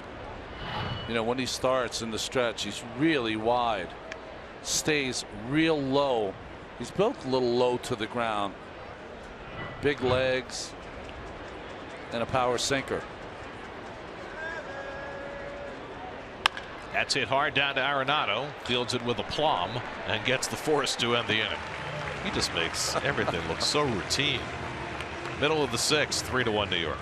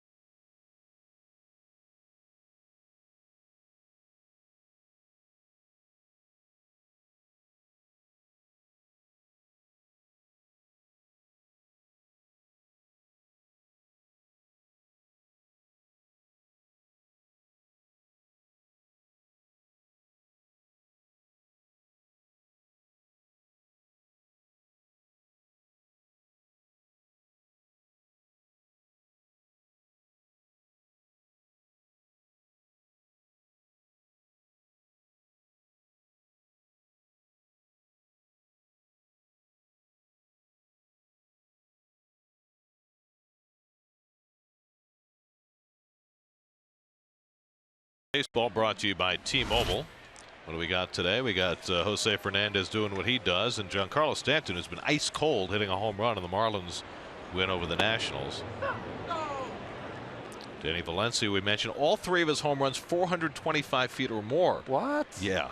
And Eugenio Suarez, a big day for the Reds as they beat the Phillies. Don't forget what you had for breakfast, Danny. 0-2 to Nolan Arenado, leading off in the home 6th. Arenado was fouled out to first and grounded to short 0-2.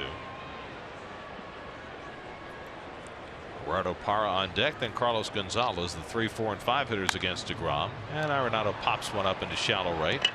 De Aza with the sunglasses on now makes the catch. So he's gone from no sunglasses to sunglasses on the hat to sunglasses on his eyes. I think that's progress. New York Mets baseball on SNY is brought to you by the Lexus NX Turbo and Hybrid. Go beyond utility. By Citi, proud partner of the New York Mets. And by StubHub, looking for great seats, head to StubHub, the official ticket marketplace of the New York Mets. You know, I don't mind watching Larry Walker hit home runs, but I really don't care for the Dante Bichette fist bump after they beat the Mets in the first ever game at Coors Field. Why don't you like that? That's a little annoying because of the circumstances. Oh, okay. Parra flies out for the second out. No, it was a 5.5-hour game. It was 35 degrees.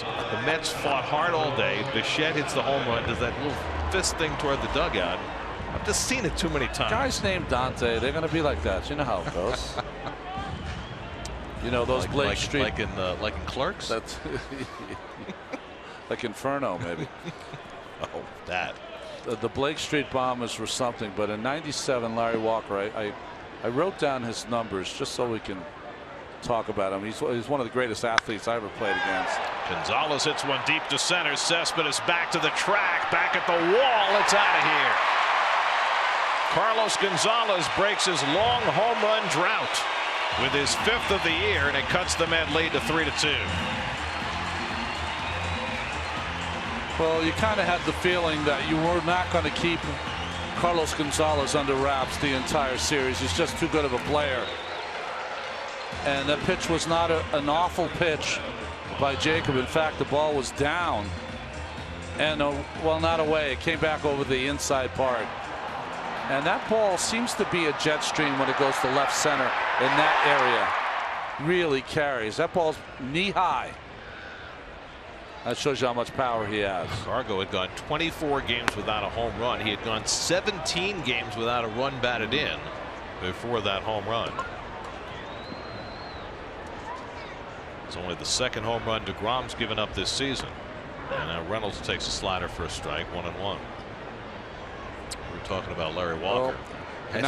When just as Carlos Gonzalez acted like a Blake Street bomber. Well, I was thinking that's how Larry Walker used to hit him when he played here in '97. But at '97 year, when he was the MVP, he had 400 total bases, batted .366 with 130 RBIs, same as Arenado had last year. 49 home runs, 99 extra base hits, 33 stolen bases, and his third Gold Glove. What did he hit that year? 366. He was pretty good. Now, is Larry Walker a Hall of Famer?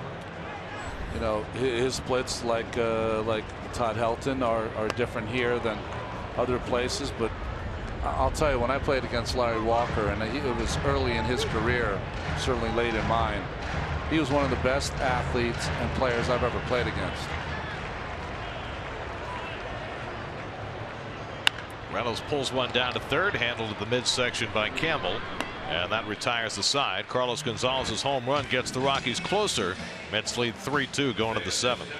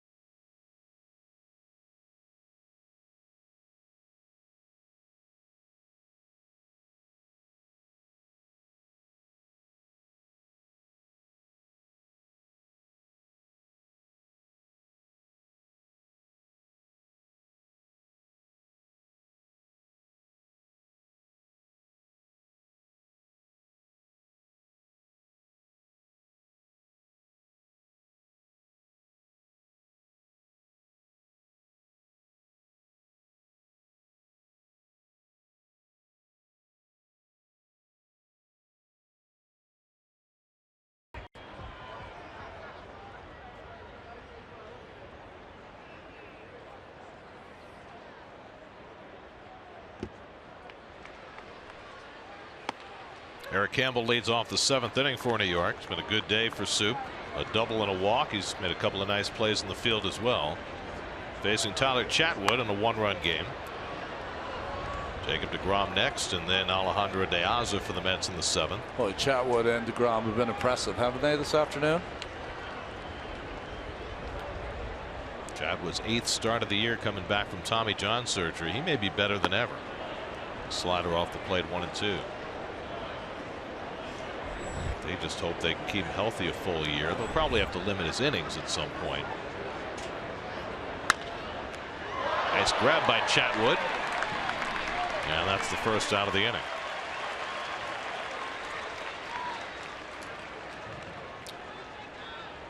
We were talking about Larry Walker, a 3-time batting champion. Andres Galarraga won a batting title playing at Coors Field. Michael Kadire, Matt Holliday, Justin Morneau, Todd Helton, Carlos Gonzalez. I mean, the problem that you run into with people like Walker is you've got the double whammy of the era, which was inflated offensively, and the ballpark, which was inflated offensively. The thing about Coors Field is, you know, they put in the humidor in 2002 to cut down on the number of home runs. and it's been sort of effective in that, as DeGrom is badly fooled. The problem is you can't cut down on all the hits in this ballpark because of the massive size of the outfield, and so the numbers remain high here even since they put in the humidor. Not as many home runs as in Cincinnati, but all the other numbers still the best offensive park in baseball. Chadwood behind on DeGrom, 3-1. Jacob had an RBI hit in the third inning. 1 for 2 on the day. And now he's on with a walk. Third walk given up by Chadwood. That's Chris Russin, normally a starter up in the bullpen for the Rockies. I don't know if he's just getting work in or if he's warming up as a potential reliever today. But Chadwood's at 100 pitches, so you'd have to figure Russin's working for real. I think he is, because the way he was getting warm, I mean, it wasn't like you would do it as a starter. He was trying to get warm very quickly. So the Mets have DeGrom at first and 1 out. De Aza at the plate. Alejandro getting his first start since April the 27th. He's gone 0 for 3 today. Struck out the first 2 times, then had a bullet his last time up, but right at Trevor Story, who was playing behind the bag at second, which is where he's stationed again. Big hole at shortstop. That's a double play ball. LeMahieu to Story, and the relay in time for the 4-6-3 double play to get Chatwood through the top of the 7th. Stretch time at Coors Field, 3-2 New York.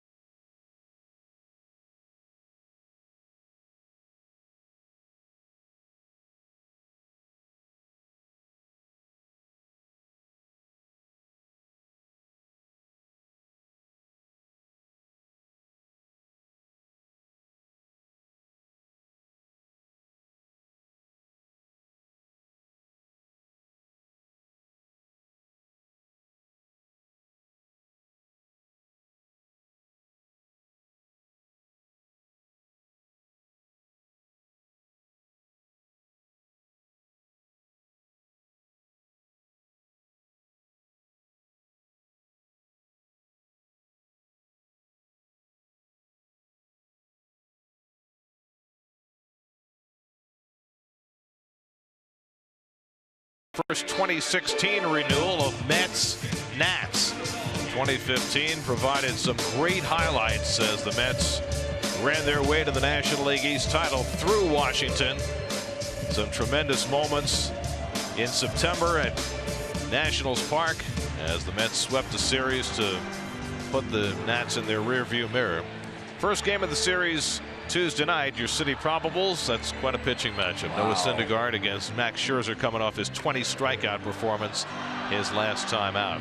Let's go to Steve Gelbs for more on the series coming up. His report today brought to you by StubHub. Steve? Well, Gary, it is going to be very interesting to see how the Mets approach Bryce Harper. Over the last 10 games, basically teams have decided to not pitch to Bryce Harper. He has 45 plate appearances in his last 10 games, but only 19 official at-bats.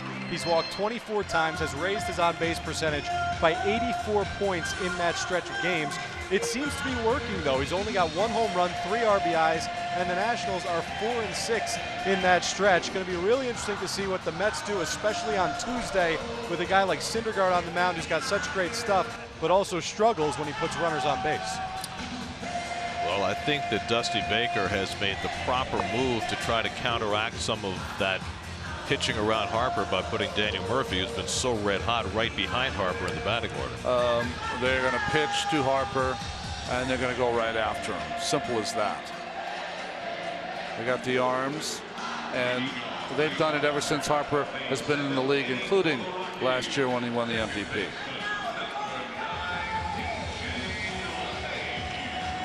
What's fascinating about the Nationals is that, you know, Harper is Harper and Murphy's off to this incredible start. Yeah. Wilson Ramos is hitting well, but the rest of that lineup has been dreadful.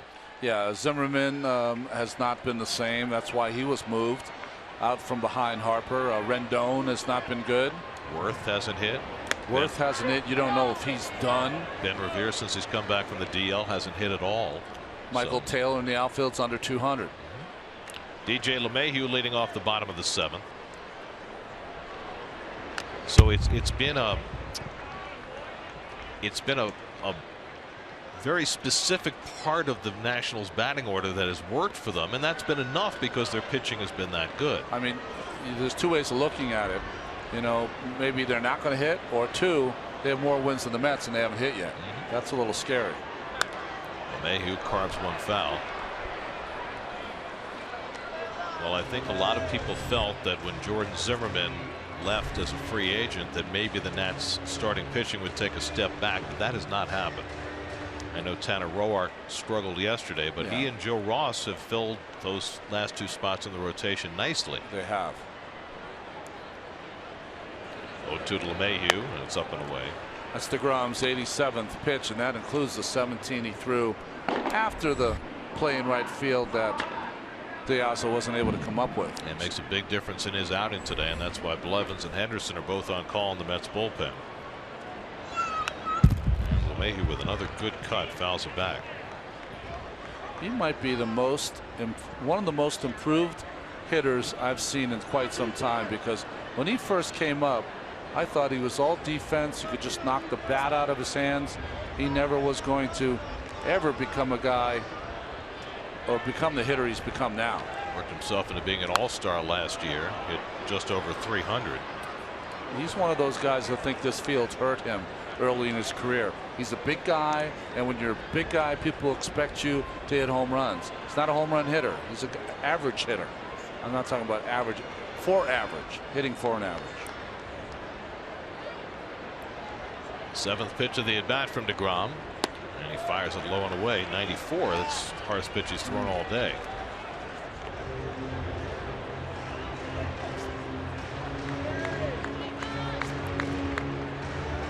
DeGrom has had to throw a lot of pitches this 3rd time through the batting order. And Mayhew does a nice job fouling off that breaking ball. Now this is where you make your bacon if you're a starting pitcher. You're in the 7th inning. You're at the bottom of the order. You got to think of yourself that, you know, I should be able to go through 7, 8, and 9 in the batting order. 9, of course, being going to be a pinch hitter. This will be the 9th pitch of the at bat coming to LeMahieu. And the curveball sits high. Full count. And the reason I say that, Gary, the way you get in trouble is you let the bottom of the order get some people on base like they did against Matt Harvey. with the pitcher Gray getting a hit, and then the talented hitters come up. The guys with power. LeMahieu's been equal to the task here. Not letting DeGrom get away easily.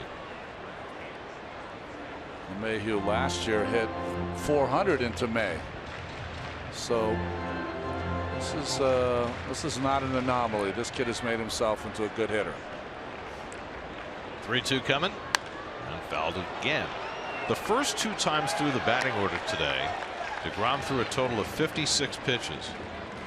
To the 7 hitters so far, the 3rd time around, 39 already. Same thing happened to Harvey in his start, and it's about this Rockies team has a real good 2-strike approach, and we're seeing Mets pitchers, they're talented youngsters, not getting a lot of swing and misses other than Syndergaard. And on the 12th pitch of the at bat, DeGrom misses high and tight, and LeMahieu gets a well-earned walk. 3rd walk given up by DeGrom. And sitting at 96 pitches, we'll see how much further Terry will go with him. Dustin Garneau is the hitter. Then you'll get a pinch hitter for the pitcher with Ryan Rayburn on deck. So would you bunt here with Garneau? I was just thinking about it myself. That is a definite thought. I don't think that's a bad play. If you go ball 1, you could maybe put a hit and run on if you wanted to. But I think down one run, you're trying to get this game even if you can, if you're Walt Weiss. And Garneau lines the bunt foul. Garneau tried to bunt his way on the last time up, and he popped one up that Plawecki caught. So he has not shown himself to be that adept at bunting so far. Yeah, today. but his form is good. So his form is pretty good. So he's got a chance. Got Campbell creeping in at 3rd now. If you're Jacob, you want to throw that good fastball riding up in the strike zone because you want him to pop it up.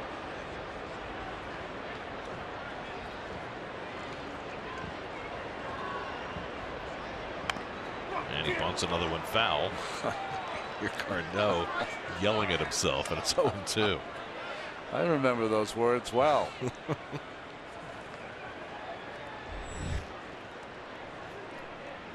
Well, here's another measure of how it's gone for DeGrom. First 4 innings, he had 8 swings and misses. In the 3 innings since, 1. Yeah. You know, he's a 15 to 20 guy on a regular day. See if Garneau's still bunting. 0-2. Set to swing, and he fouls it away.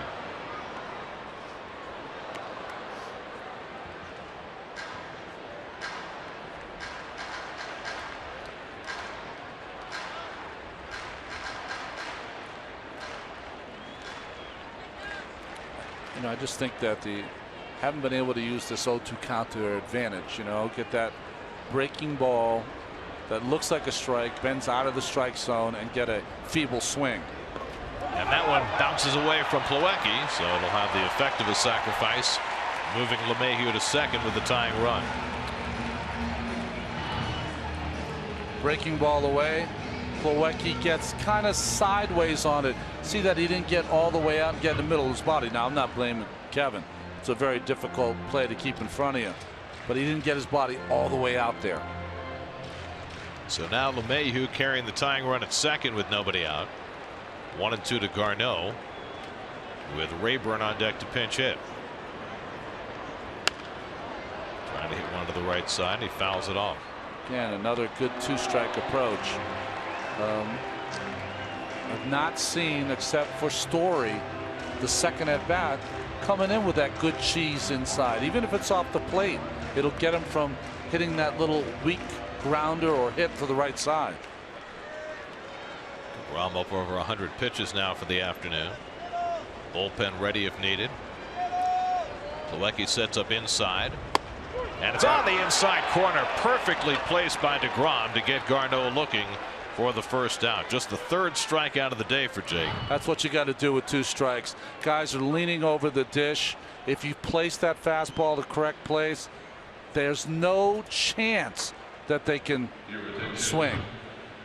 Well, it looks like that's going to be all for DeGrom. Terry Collins on his way out with DeGrom at 102 pitches through 6 1/3. Ryan Rayburn, right-hand hitter, announced into the game, and Terry makes the sign for Jim Henderson to come on in relief. Call to the bullpen brought to you by Verizon. Mets up 3-2, trying to hang on in the 7th. We'll be right back to Coors Field.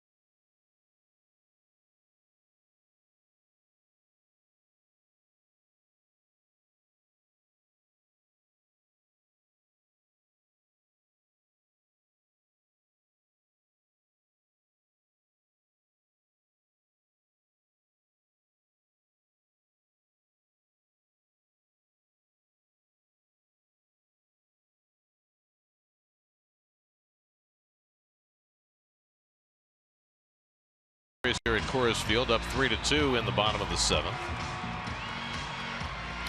Jacob deGrom out after 6 1/3. A look at today's starters brought to you by People's United Bank. deGrom still on the hook for one more base runner.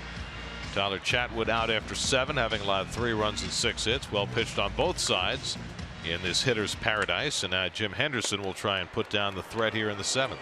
Well, back-to-back days for Henderson, but only 10 pitches yesterday. Comes in to face Ryan Rayburn, who's pinch hitting for Chatwood with LeMahieu at 2nd and 1 out. Rayburn had a pinch hit single in yesterday's game, and he takes up high for ball 1.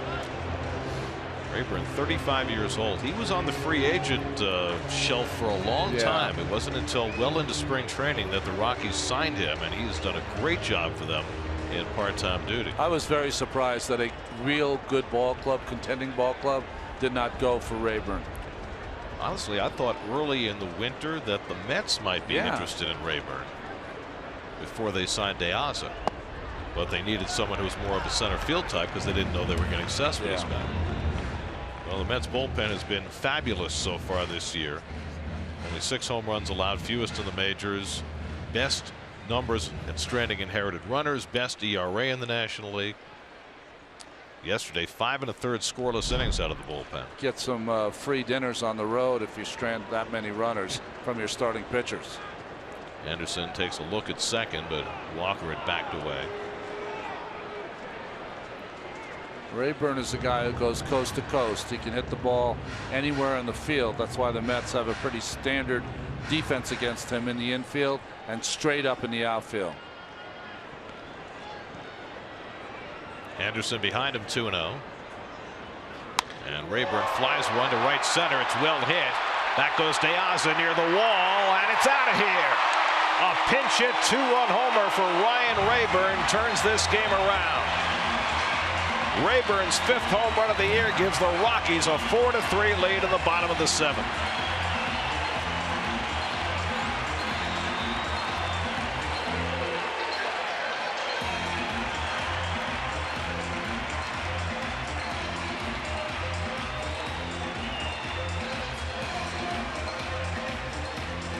That's the first home run Jim Henderson has allowed this season.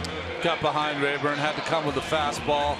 You see that head down by Rayburn, down and through. Clutch home run for Rayburn.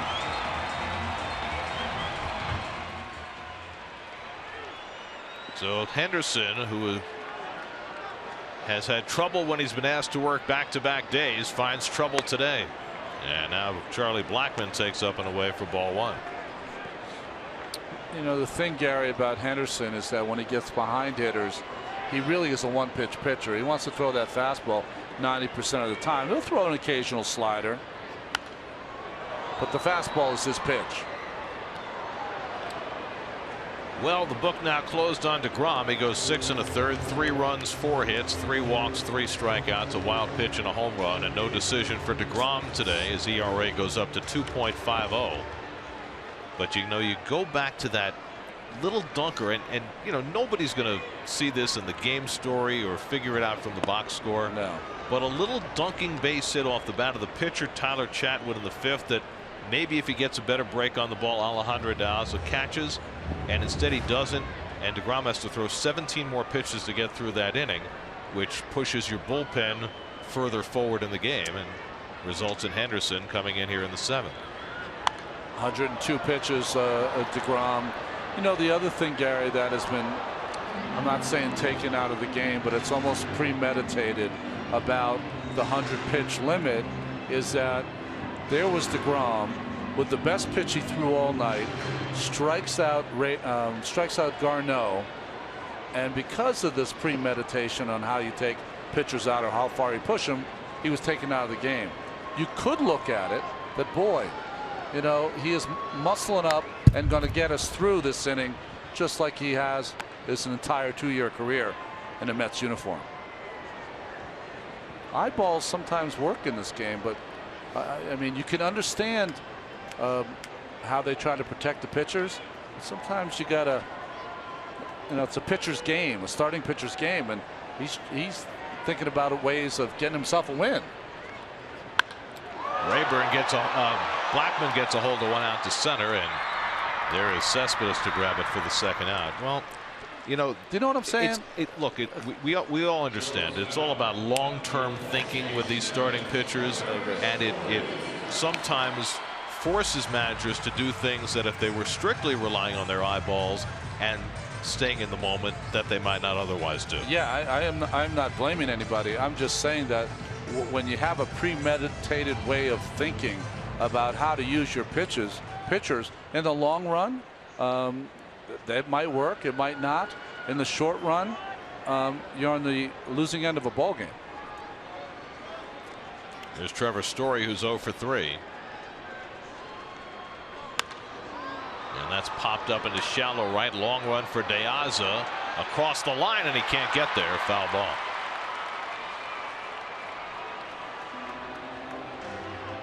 And a frustrating day out in right field for Alejandro De Aza.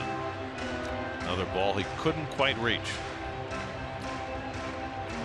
Well, we talked about it the first game of the series, Gary, is that the Mets are trying to bunch their outfielders to take away those alleys, but I mean, those alleys have been in constant use these 3 games.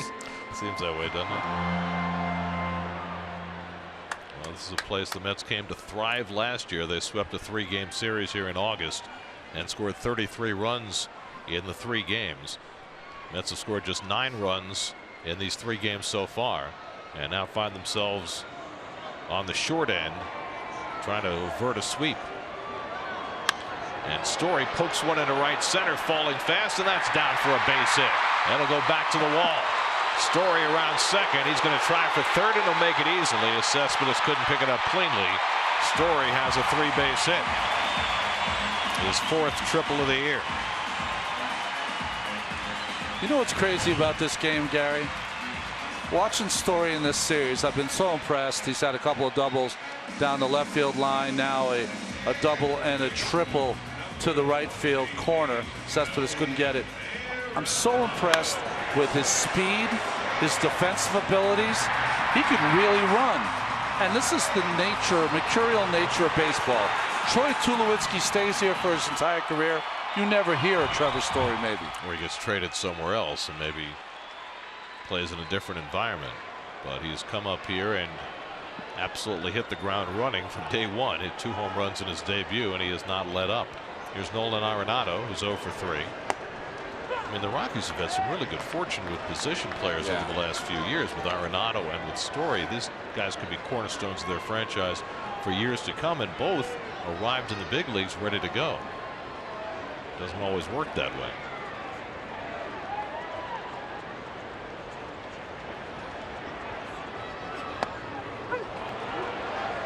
For years it was Cargo and Tulowitzki and Helton, the guys who they built around. Well, that was the trade last year, and the Rockies got 3 young pitchers in that deal, including Miguel Castro, who's in the big leagues. Troy Hawkins now retired. Blackman's Arenado strikes out to end the inning, but not before the Rockies grab the lead. Ryan Rayburn, a pinch hit 2-run homer, his 6th career pinch hit home run. And the Rockies have the lead for the first time today, 4-3 as we go to the 8th.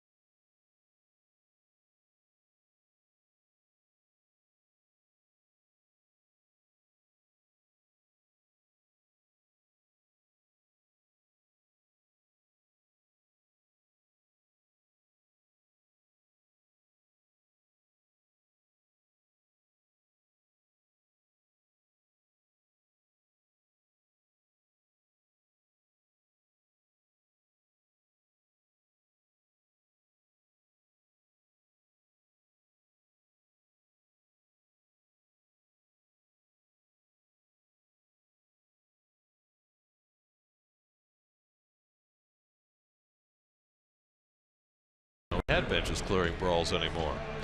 From the trade that brought him here to becoming one of the New York's biggest stars, get an inside look at Noah Syndergaard's rise to the top and the struggles he faced along the way on Mets Insider, presented by W.B. Mason, tonight after the postgame, only on SNY.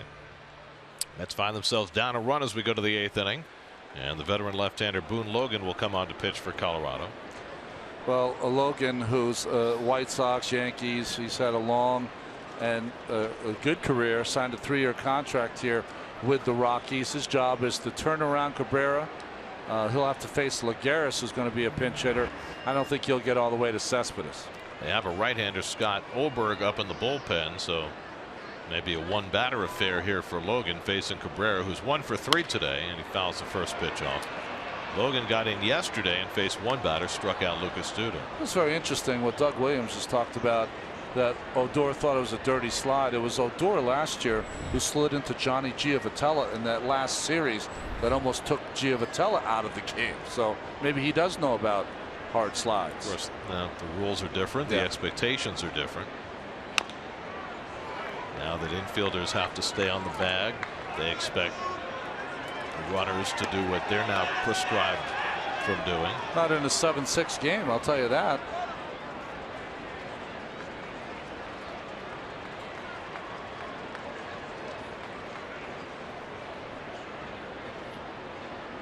Ray knighted him.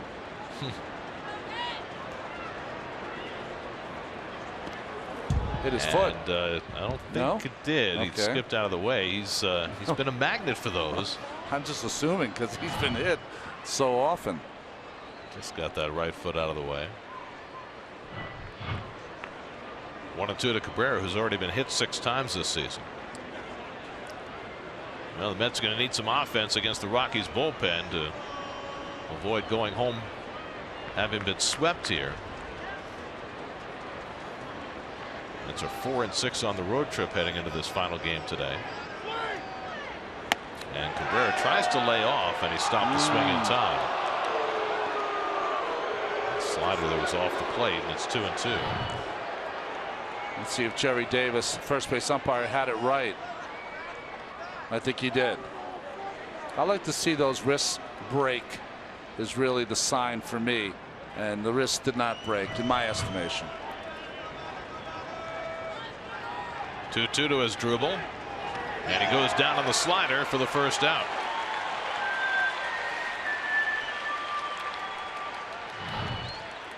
I mean, this is almost the same pitch that he had to get out of the way of. Back foot slider, the left-handers call it. Now Juan Lagares is going to bat for Michael Conforto. So Conforto, who had a base hit today and drove in a run, gets pinch hit for against the left-hander, and we'll see whether Walt Weiss responds in kind. You got Lagares and then Cespedes, but he's going to leave Logan in the game. It's a little surprising. An interesting move, I think, by Terry Collins, don't you think? I mean, Conforto has the power to tie this game up. I know it's a lefty-lefty matchup.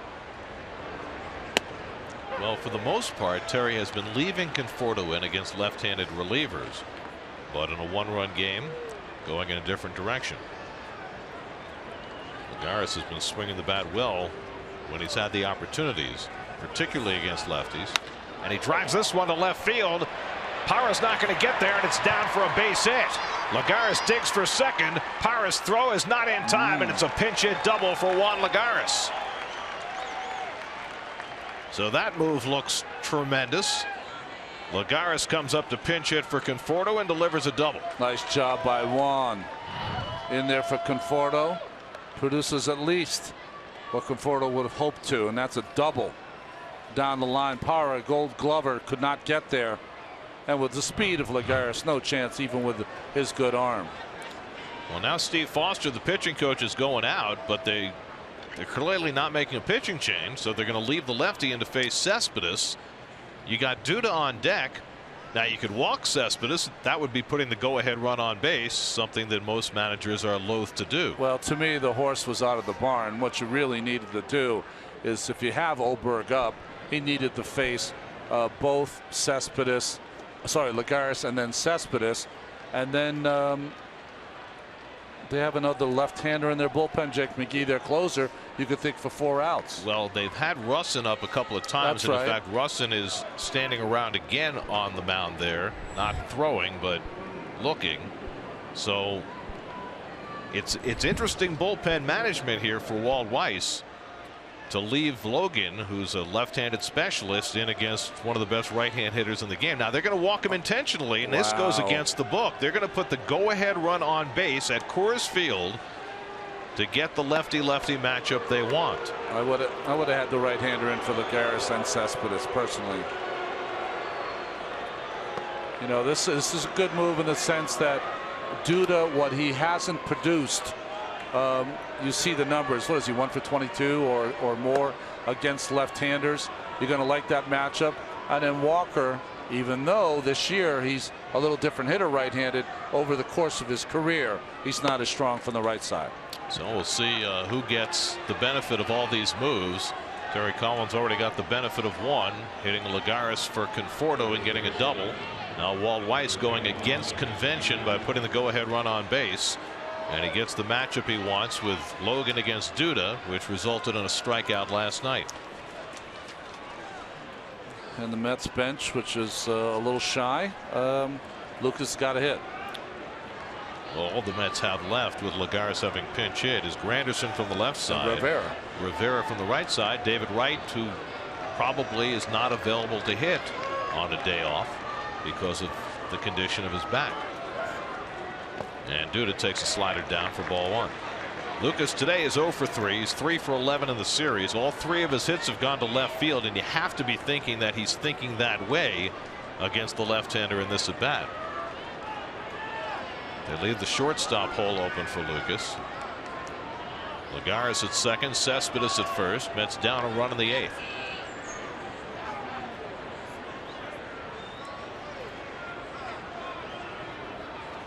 And that almost hit him.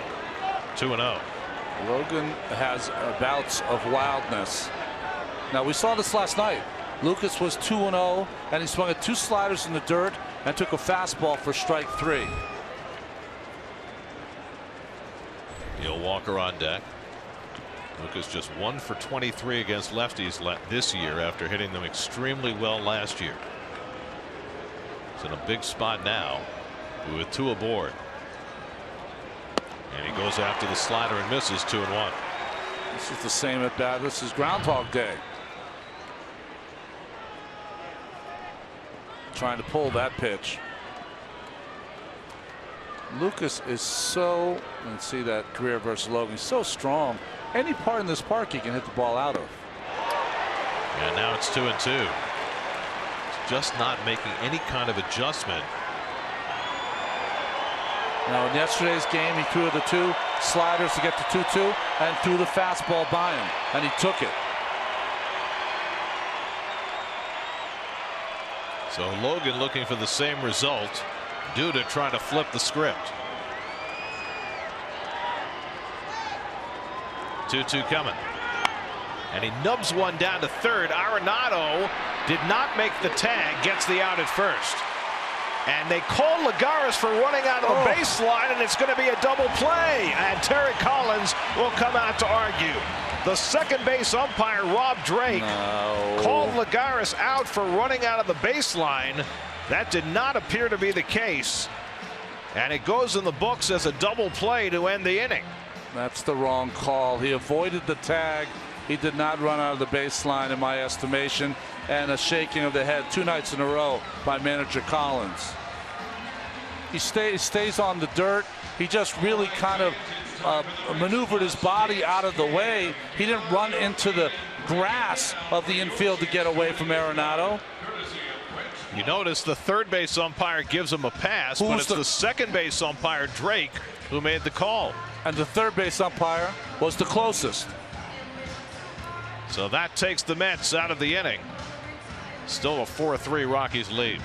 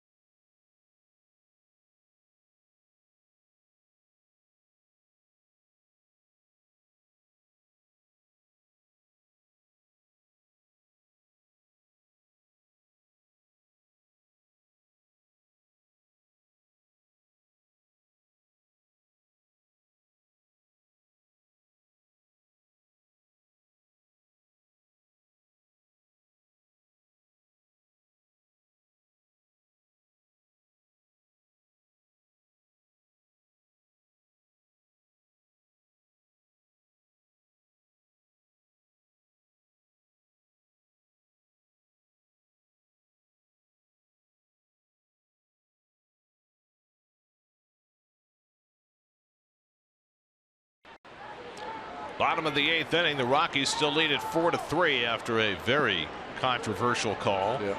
Second that went against the Mets in 2 nights. Might cost them yet another game. Jerry Blevins in to face Gerardo Parra, leading off in the bottom of the 8th.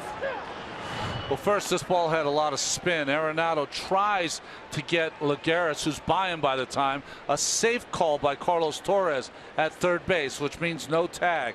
And watch the second base umpire as he's watching it. That is not out of the baseline. I am sorry. Rob Drake called it early, so you have to assume that he saw it early. But what he saw, to me, was not running out of the baseline, my estimation. To me, you get 3 feet leeway either way. It's Cespedes moves to left and Lagares stays in center. And if you don't run on the grass in that situation, you never get called for running out of the baseline. Right. And compare that to the play in Pittsburgh last year with Josh Harrison, where he ran in the infield a couple of times.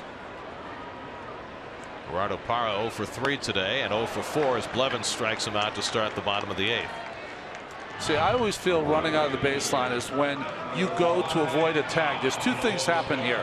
One, Lagares is running so fast that Arenado could never get to him. The reaction by Arenado shows you that he couldn't get to him, and that's why he went on to first base to make the play. And the other thing for me, running out of the baseline, is when you go so far to the baseline that on a play that an infielder can tag you to make a double play, that he can't because you've run out of the baseline too far. That was certainly not the case, in my opinion. When there was no tag attempted. Yeah, well, and he knew. And he never ran on the grass.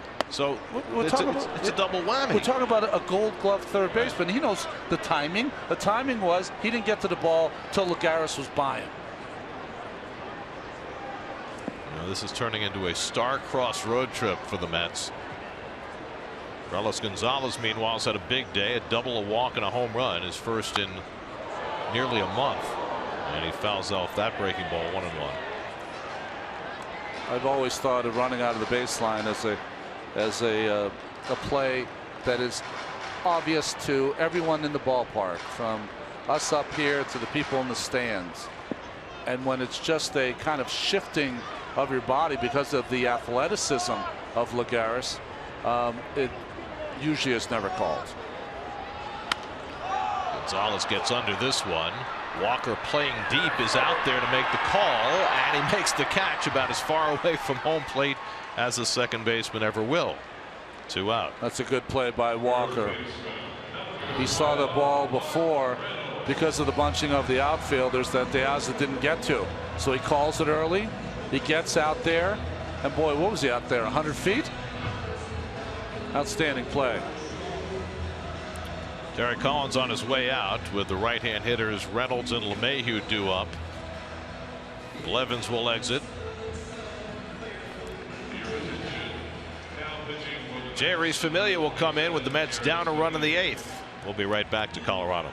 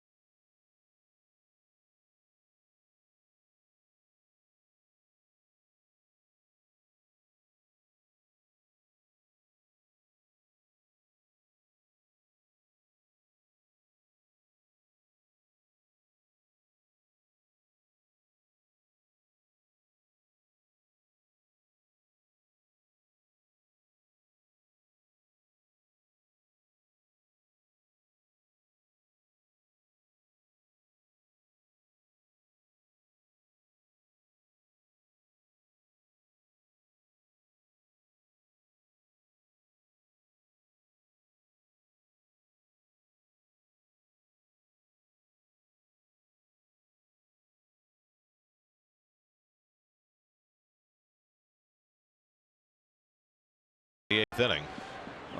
So important here with the skinny lead by the Rockies, a 1 run. Hasn't pitched since Wednesday when he got his 12th save of the year against the Dodgers. Mark Reynolds lines the first pitch to right. De Aza has it lined up and he snags it. Familia throws 1 pitch, gets the 3rd out, and now the Mets will come up in the 9th down by a run. Walker to lead off.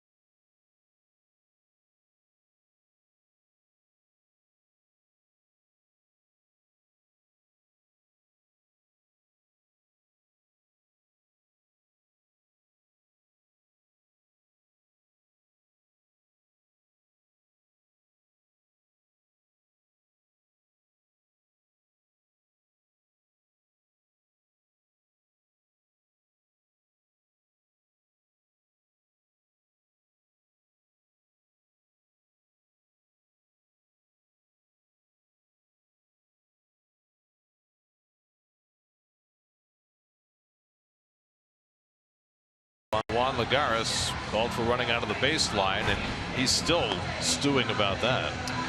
Well, you heard our studio said it's non-reviewable. How about heinous was the call? The word that comes to my estimation. I mean, that's 2 days in a row that a blatantly bad call by an umpire might cost the Mets a game. Here's the play again. Arenado does not even try to make a tag. And Lagares is only maybe what, 1 foot from the baseline he had previously established. Third base ump called him safe. The second base ump had an emphatic call, so right away he called it, but that doesn't make it a right call just because it's emphatic. Jake McGee on for the 9th. Neil Walker pops the first pitch up, and Trevor Story settling under it. 1 pitch and 1 out for McGee.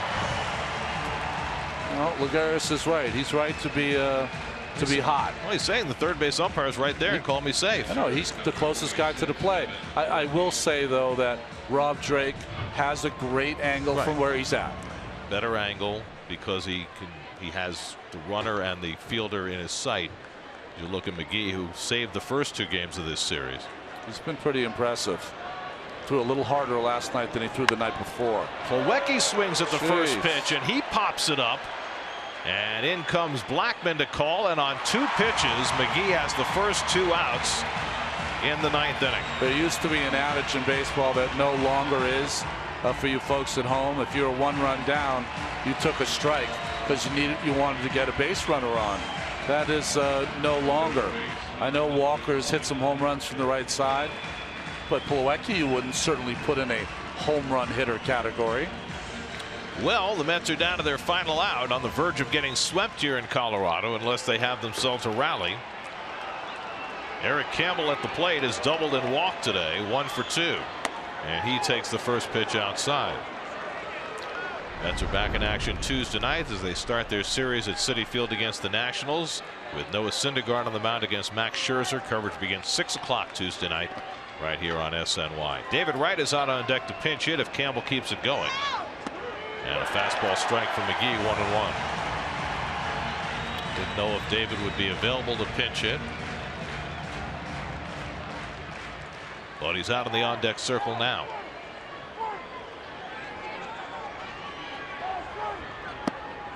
Two and one to Campbell.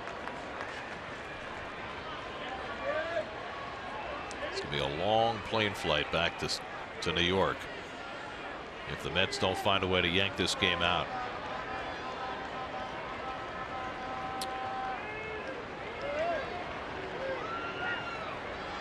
Campbell laces one to left field. On comes Parra, but it lands for a base hit. And the Mets get the tying run on base in the ninth. Eric Campbell with his second hit of the day, on base for the third time, and David Wright will come to the plate to pinch hit. Well, nice game for Campbell. Couple of hits, big clutch hit to get on base here in the ninth. Give the Mets a chance. Campbell subbing today for David Wright, who had the day off. Terry Collins has felt as though, especially in the cooler weather, that David might not be able to pinch hit on days when he wasn't starting. It would take too much to gear him up, but here he is, ready to go. David had 2 hits last night to fight out of a slump after some early BP.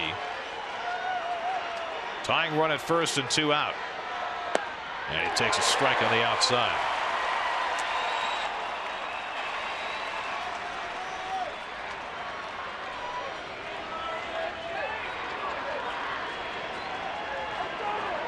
David's always had a blast hitting here at Coors Field. Does he have one more blast in him? Grounds one to shortstop, and Story gets the force, and the Mets have been swept at Coors Field for the second straight day. A questionable call by an umpire puts a crimp in the Mets' comeback hopes.